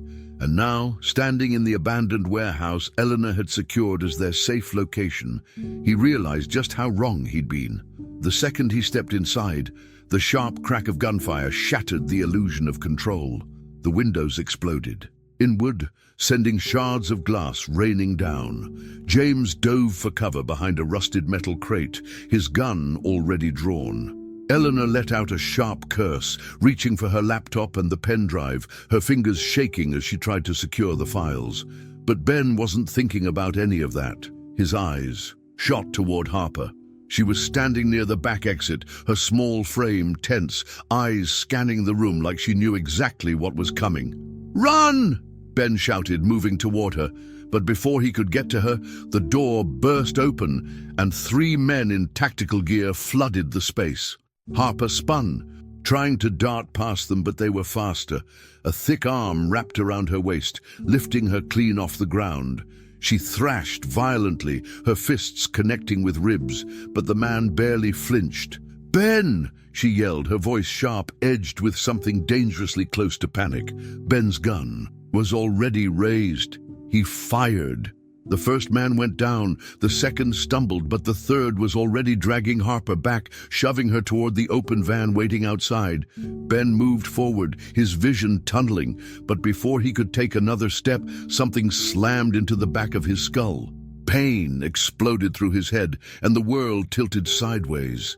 He hit the concrete hard, his limbs sluggish, the metallic taste of blood in his mouth. His vision blurred, but he could still make out Harper, her body twisting violently as she tried to fight off her captor. And then, just like that, she was gone. The van sped off, tires screeching against the pavement. Ben struggled to push himself up, his head spinning, but strong hands grabbed his arms, yanking him back. He heard James cursing somewhere in the distance, the sound of Eleanor's frantic typing as she tried to salvage what she could. And then, through the ringing in his ears, he heard it, the voice that made his blood run cold. "I told you to stay away, Whitmore." Kingsley's voice was as smooth as ever, calm and confident, like a man who had already won. Ben forced his head up, blinking through the haze. Kingsley stood at the edge of the warehouse, flanked by 2 men in suits. He looked exactly the same as he always did, untouched, controlled, like none of this had ever been in doubt. "You never learn, do you?" Kingsley mused, adjusting his cufflinks. "You had a good life, Whitmore. Money, power. You could have walked. Away. But instead you threw it all away for what?" His lips curled into something almost amused. "Some street rat?" Ben's muscles tensed, his jaw tightening. "Where is she?" he growled, his voice hoarse. Kingsley tilted his head slightly, feigning consideration. "Safe, for now," he sighed, shaking his head. "You should have listened to my warning, but you just had to keep pushing, and now it's out of my hands." Ben's fists clenched against the concrete floor, his vision sharpening despite the pounding in his skull. He needed to move. He needed to do something. But Kingsley wasn't finished. "Here's what's going to happen," he continued, his voice steady. "You're going to disappear. The evidence you and your little journalist friend tried to leak, it's already being erased. Your name, your reputation, it's gone. By tomorrow morning, you'll be nothing more than another fugitive, running from a crime you didn't commit." He took a step forward, his polished shoes clicking against the floor. "And Harper?" he smirked. "She'll wish she never existed." Ben surged forward, but the men holding him forced him back down, shoving his face against the cold concrete. His pulse roared in, his ears, his breathing ragged. He had failed. He had promised her she'd be safe, that he wouldn't let them take her. And now, she was gone. Kingsley turned to leave, pausing at the doorway. "You could have been smart about this," he said. "Now you'll spend the rest of your life regretting it." And then he was gone. The men holding Ben down released him a second later, stepping back as if they already knew he wasn't a threat anymore. By the time he pulled himself up, James was already at his side, his face tight with anger, his gun still in his grip. Eleanor was pale, her laptop clutched against her chest, her eyes flicking between them. Ben wiped the blood from his mouth, his breathing uneven. "We need to find her," he said, his voice shaking with barely restrained fury. James nodded once. "Then let's go." Meanwhile, Harper sat in the back of a darkened room, her wrists bound, her breathing shallow. The air smelled of dust and old wood, the space cold and unfamiliar. She wasn't afraid, not yet. Fear was useless. Fear wouldn't help her now. Instead, she kept her breathing even, her thoughts sharp. She had survived worse. She could survive this. The door creaked open, and she lifted her head, meeting the sharp, calculating gaze of the man standing in the doorway. Kingsley stepped inside, the light from the hall casting long shadows against the floor. "You know," he said, his voice smooth, "for someone who's caused me so much trouble, you really don't look like much." Harper didn't flinch. She didn't look away. Instead, she tilted her head slightly, her lips curling into something almost defiant. "You can lock me up," she murmured, "but you'll never change the truth." Kingsley chuckled, shaking his head. "Oh, Harper," he sighed, "you still don't understand, do you?" He stepped closer, crouching slightly so they were at eye level. "The truth," he said softly, "is whatever I say it is." Harper met his gaze, unblinking. "Not this time," Kingsley smiled. "We'll see." Ben moved with a sharp, calculated precision as he loaded his gun, his hands steady despite the storm raging inside him. There was no room for hesitation, no room for fear. Harper was out there, held by a man who had spent his entire life destroying anyone who dared to challenge him. Kingsley had won too many times, erased too many people, and now he thought Harper would be just another casualty, just another loose end tied up before the world ever noticed. But he was wrong. Ben wasn't going to let him win this time. He wasn't going to let Kingsley rewrite this story. Harper was still alive, and that meant there was still a chance. He just had to be fast enough, smart enough, ruthless enough. James stood across from him, arms crossed, watching as Ben went through his routine like a soldier preparing for war. "You know this is insane, right?" James muttered. "We don't even have a solid plan. We barely got the location. You go in alone, and you're dead before you make it through the gate." Ben didn't look up as he slid a knife into the sheath strapped to his ankle. "I'm not asking for permission." James exhaled sharply, shaking his head. "Damn it, Ben." He stepped forward, gripping Ben's shoulder tightly. "You know this is suicide, don't you?" Ben finally met his gaze, a slow, knowing smirk tugging at the corner of his mouth. "I've lost everything before," he said quietly. "I'm not losing again." Eleanor worked from the other side of the room, her fingers flying over the keyboard as she finalized the release of the evidence they had gathered. Every file, every document, every recorded conversation that Kingsley had tried to bury, it was all going public. It wouldn't matter if Ben made it out alive. The truth would. That was the deal they had made. If this went south, if Kingsley won this round, Eleanor would make sure the world knew exactly who he was. "This won't buy you much time," she muttered without looking up. "Kingsley still has more resources than we do. He'll fight back. He'll spin it." Ben strapped his gun holster across his chest. "He can try." Carter leaned against the far wall, his face drawn with an exhaustion that went deeper than just this moment. He had spent years running, pretending he could outlive the weight of the things he had left behind. But now, watching Ben prepare for what was very likely his last fight, Carter saw a man who had nothing left to lose. And maybe that was exactly why Kingsley had made a mistake, taking Harper. "The estate has high security," Carter said, voice steady. "Armed guards, surveillance on every inch of the property. There's no way in without them seeing you."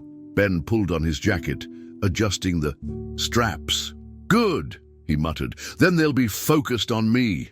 James ran a hand through his hair, his frustration barely contained.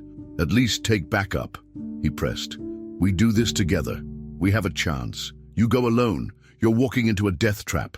Ben exhaled, glancing at James with something almost like gratitude before shaking his head. "The second I step inside, all hell is going to break loose," he said.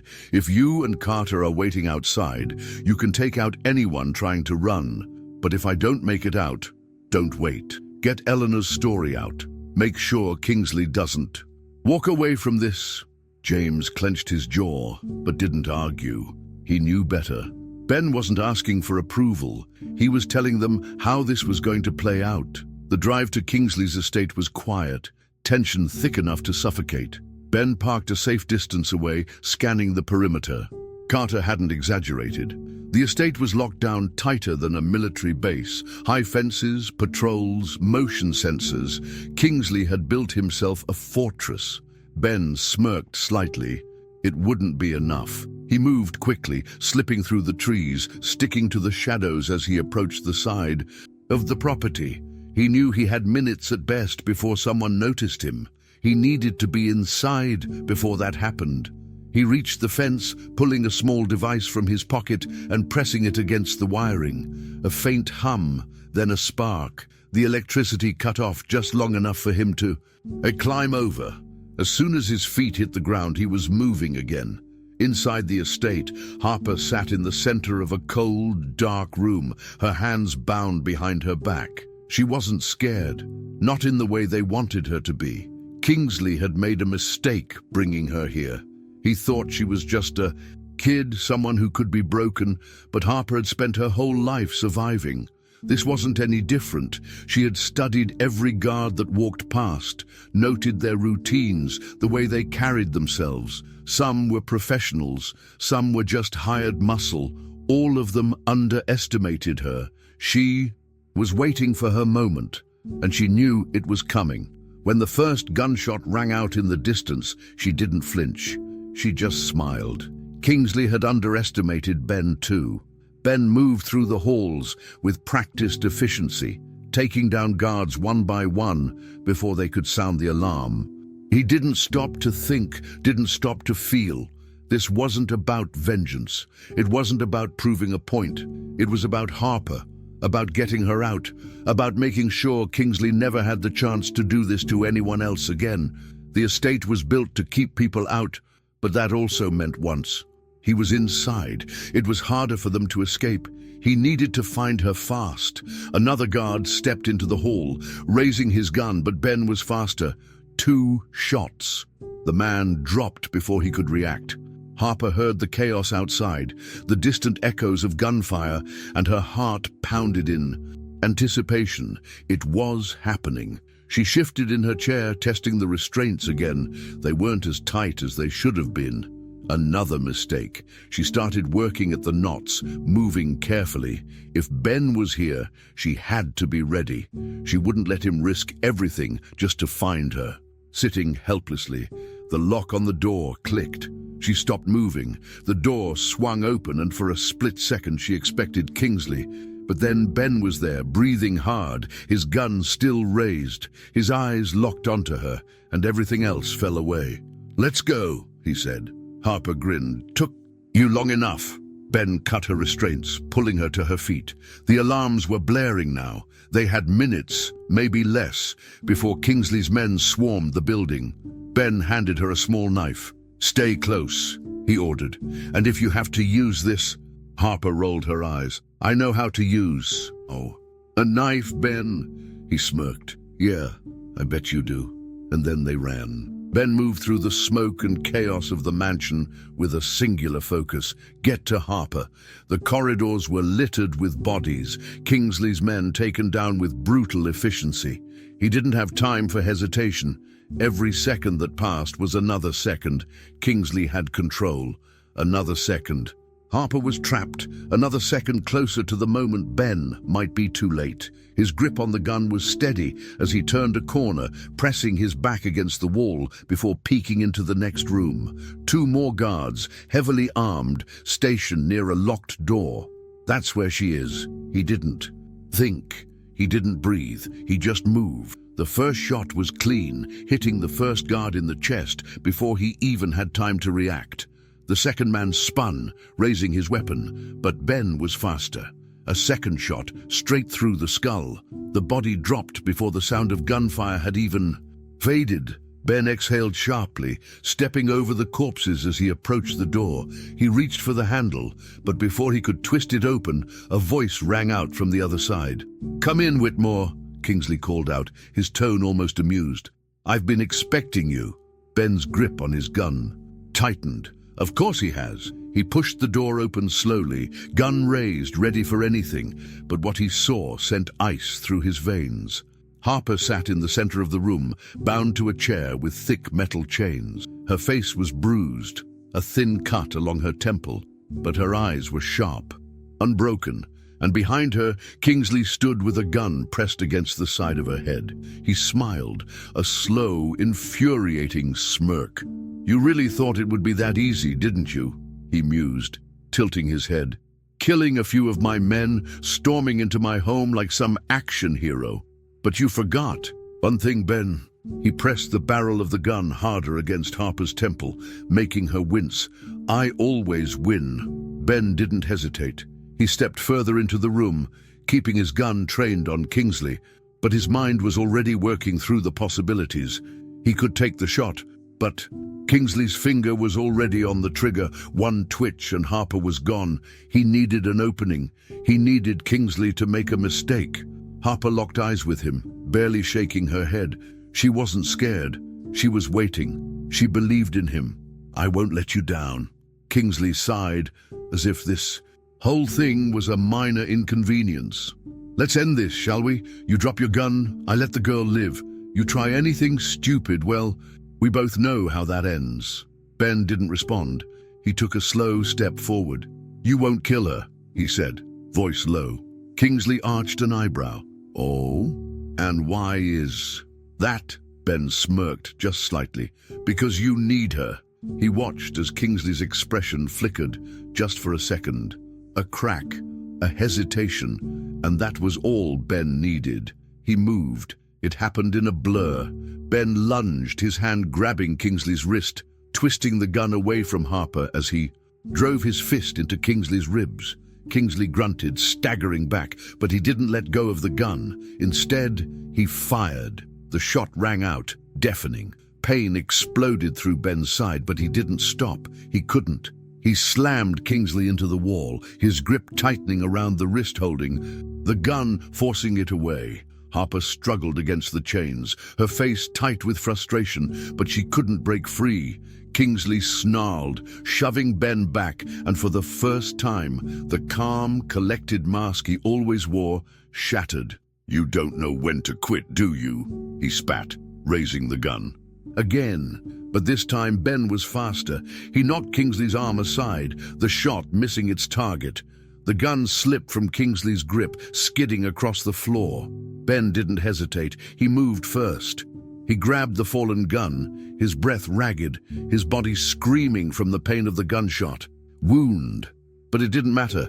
He raised the weapon, pointing it directly at Kingsley's chest. The older man froze, his eyes narrowing as he took a slow step back, calculating. "You won't do it," Kingsley said, voice smooth despite the situation. "You're not a killer, Ben." Ben tightened his grip on the gun. His hands were steady, his breathing even. "I don't have to be a killer," he said, voice quiet but firm. "I just have to be done letting you win." For the first time, real fear flickered across Kingsley's face. He knew Ben had finally crossed the line, that there was no coming back. From this moment, "You pull that trigger," Kingsley said carefully, "and you become just like me." Ben exhaled slowly, considering that. Then, with the faintest smirk, he muttered, "No, I'm nothing like you," and he pulled the trigger. Kingsley jerked back as the bullet tore through his shoulder, sending him crashing to the ground. He groaned, clutching the wound, his teeth clenched in pain. Ben didn't take his eyes off him as he moved quickly to Harper, kneeling to unchain her. "You okay?" he asked, his voice softer now. Harper rolled her shoulders as the chains came loose, rubbing her wrists. She glanced at Kingsley, then back at Ben, her lips curling slightly. "Took you long enough." Ben let out a breath that was almost a laugh. "Yeah. You and your damn patience." He helped her to her feet, glancing at Kingsley once more. The man was bleeding, barely able to move. It was over, finally. As sirens blared in the distance, Ben turned to Harper. "Let's get out of here." She nodded. "Yeah, let's go."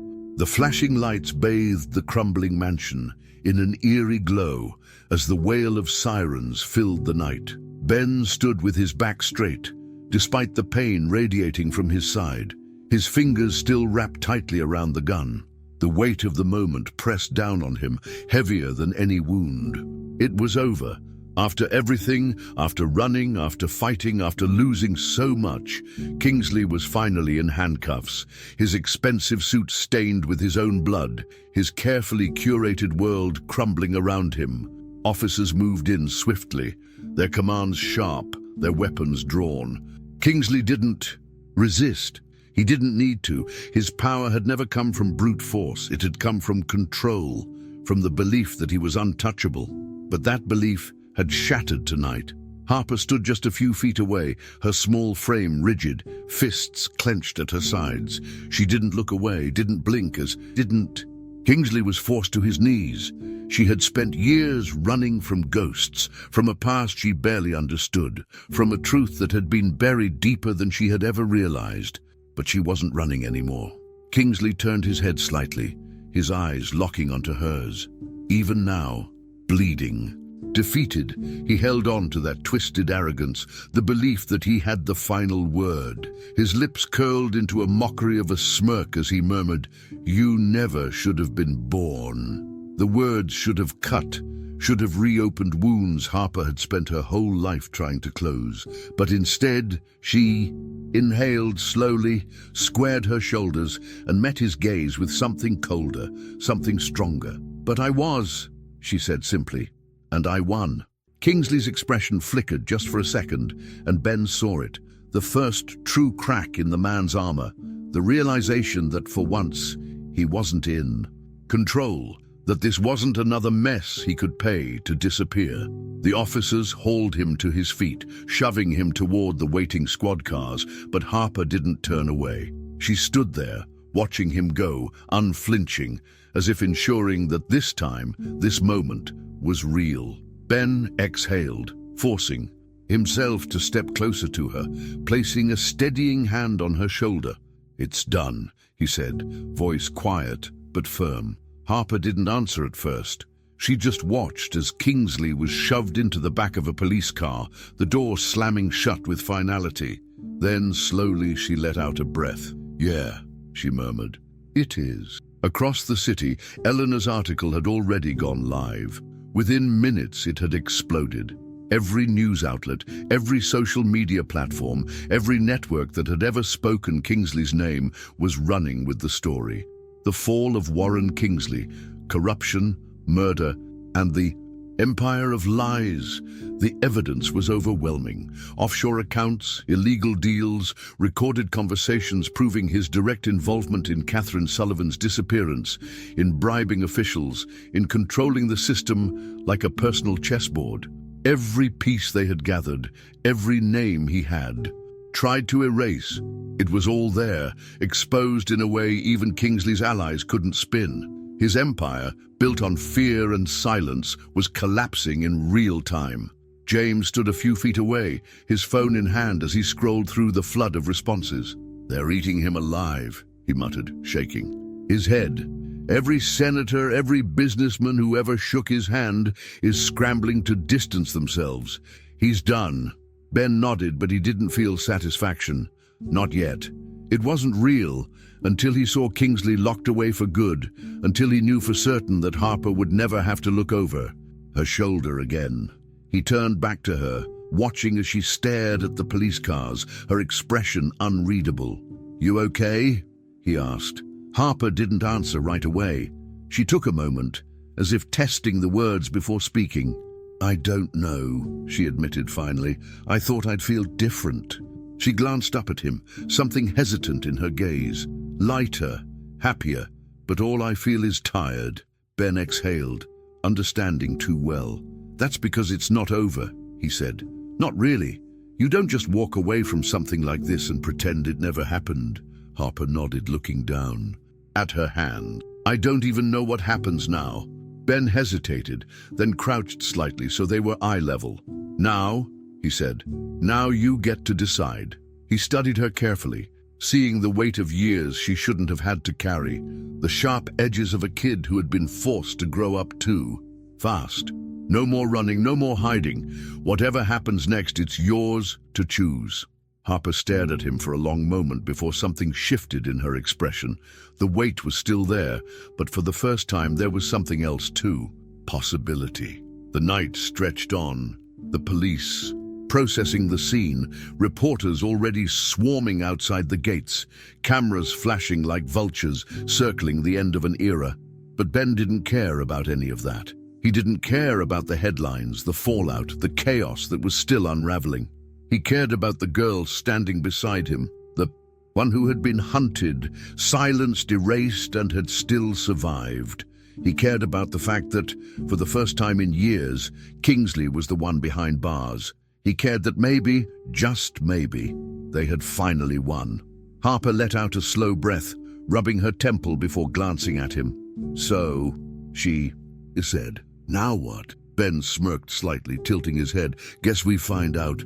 Ben sat across from the judge, his back straight, hands resting on the wooden table in front of him. This wasn't like any negotiation he had done before. This wasn't about money, power, or business. This was about Harper. The girl sitting beside him had spent her entire life fighting to survive, slipping through the cracks of a system that had never cared about her. That ended today. The judge, a grey-haired man with tired eyes, flipped through the paperwork, occasionally glancing at Ben, then at Harper. "Mr. Whitmore," he finally said, voice calm but firm, "you understand what you're asking here? This is highly irregular. You are not a registered guardian, nor do you have any legal precedence over this child." Ben didn't flinch. "I understand, Your Honor, but what's legal and what's right aren't always the same thing." He glanced at Harper, who sat still, her hands clasped in her lap, her face unreadable but her eyes sharp. "I'm not asking for convention. I'm asking for a chance to give her a real home." The judge sighed, rubbing his temple before looking toward William Carter, who sat beside them. "Senator Carter, you're willing to vouch for this arrangement?" Carter leaned forward, his presence filling the room even though he spoke softly. "Absolutely. Benjamin Whitmore has put his life on the line for this girl. He didn't just save her. He fought for her when no one else would. If that doesn't make him fit to be her guardian, then I don't know what does." The judge exhaled slowly, tapping his pen against the desk.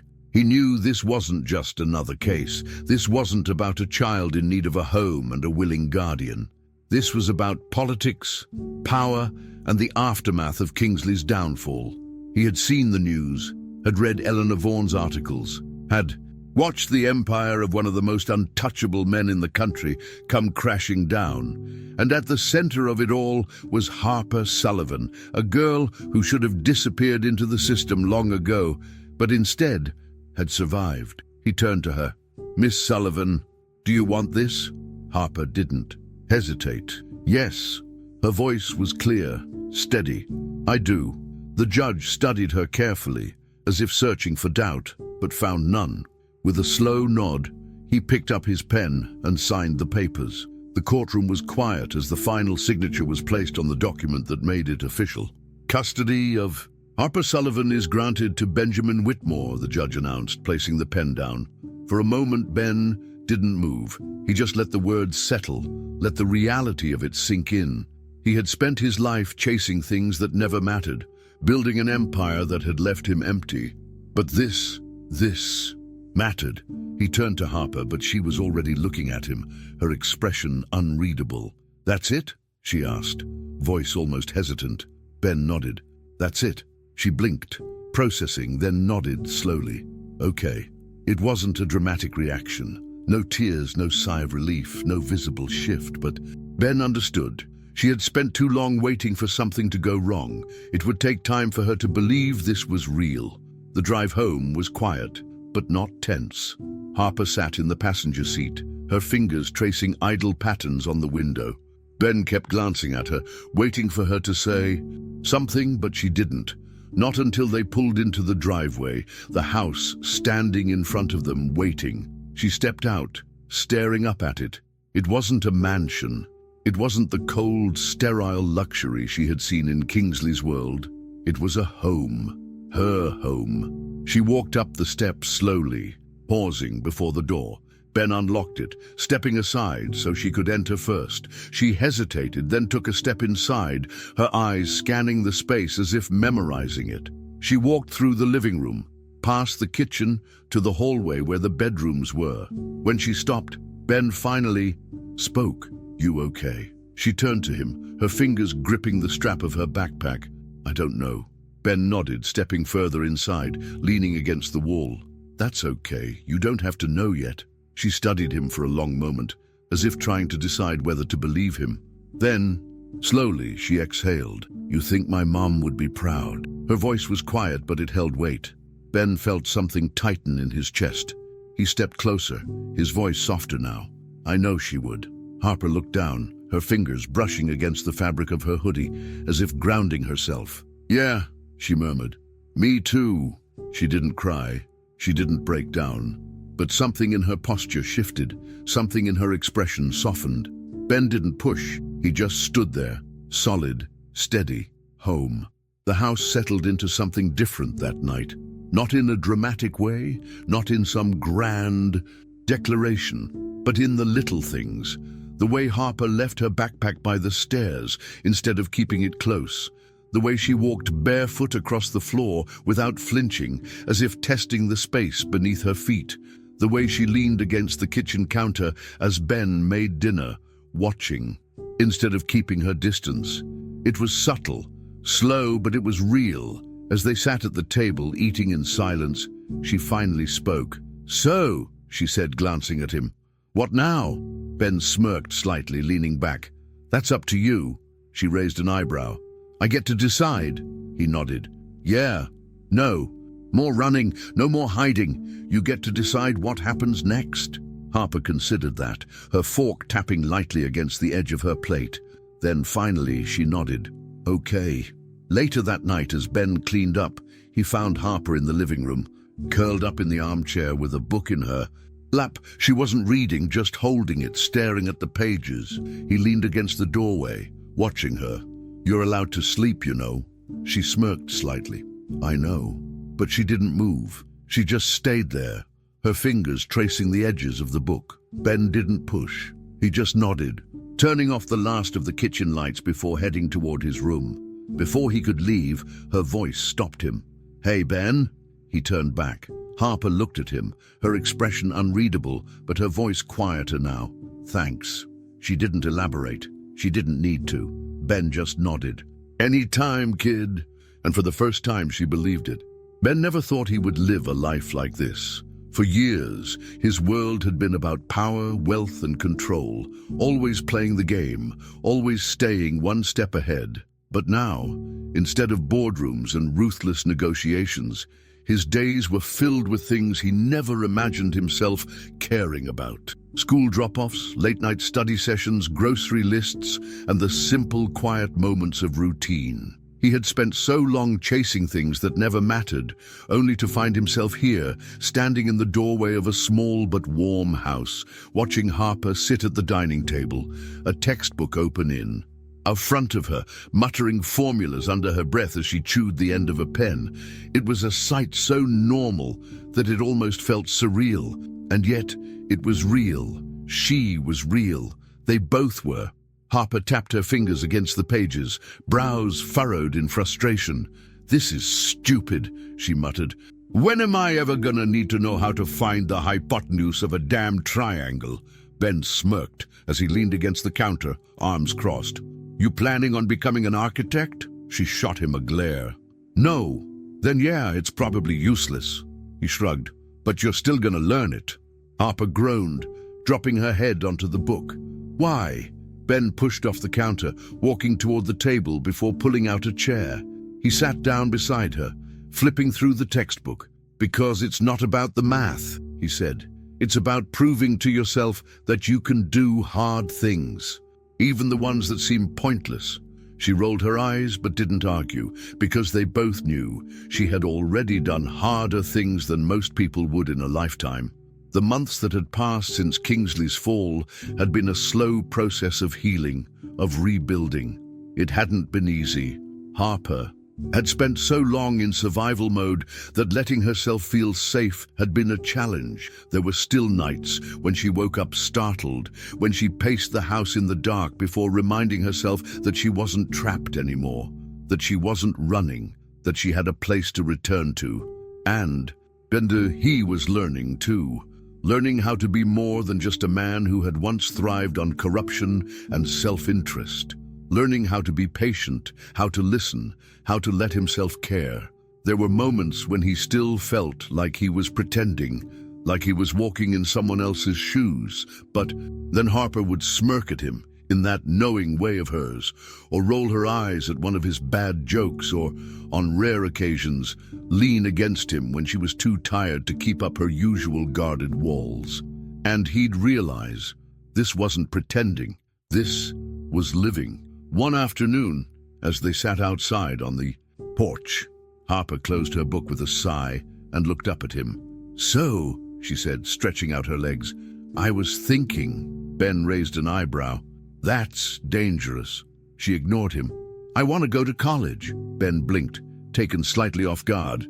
Not because he didn't think she was capable, she was, more than anyone, but because this was the first time she had ever spoken about a future that wasn't just about surviving. "Yeah?" he said, keeping his tone even. "Any idea what you want to study?" She shrugged, staring ahead, lost in thought. "Maybe law or journalism, something where I can make sure people like Kingsley never win again." There was a quiet conviction in her voice, a certainty that made something in Ben's chest tighten. He nodded slowly. "I think you'd be damn good at that," Harper smirked. "Obviously." Then her expression softened. "I mean it, though. I want to do something with my life, something that matters." She turned to look at him, her gaze steady. "And I don't think I ever would have thought about that if it wasn't for you." Ben swallowed, caught off guard in a way he hadn't been in a long time. He scratched the back of his neck, suddenly feeling awkward. "Nah," he muttered. "That was all you, kid. I just gave you a place to think about it." But Harper shook her head. "No," she said quietly. "You didn't just give me a place. You gave me a reason." For a moment, neither of them spoke. Then Harper did something she had never done before. She leaned in and wrapped her arms around him, holding tight. Ben froze, caught between shock and something deeper, something heavier. Slowly, he exhaled, his arms coming up to return the embrace. "Thank you," she whispered, "for not giving up on me." His throat felt tight, but he managed to answer. "Thank you," he murmured back, "for teaching me how to live again." And just like that, everything that had led them here, the fear, the fights, the losses, didn't feel as heavy, because for the first time they weren't just surviving, they were home. Every story we bring here on Whispered Realms is crafted with great care and dedication to create unique and emotional moments for you. If this story resonated with you in any way, share your thoughts in the comments. We love hearing from you. And if you haven't joined our community yet, make sure to subscribe and turn on notifications. Your support helps us continue bringing you more special content. Thank you for being here with us, and we'll see you in the next video.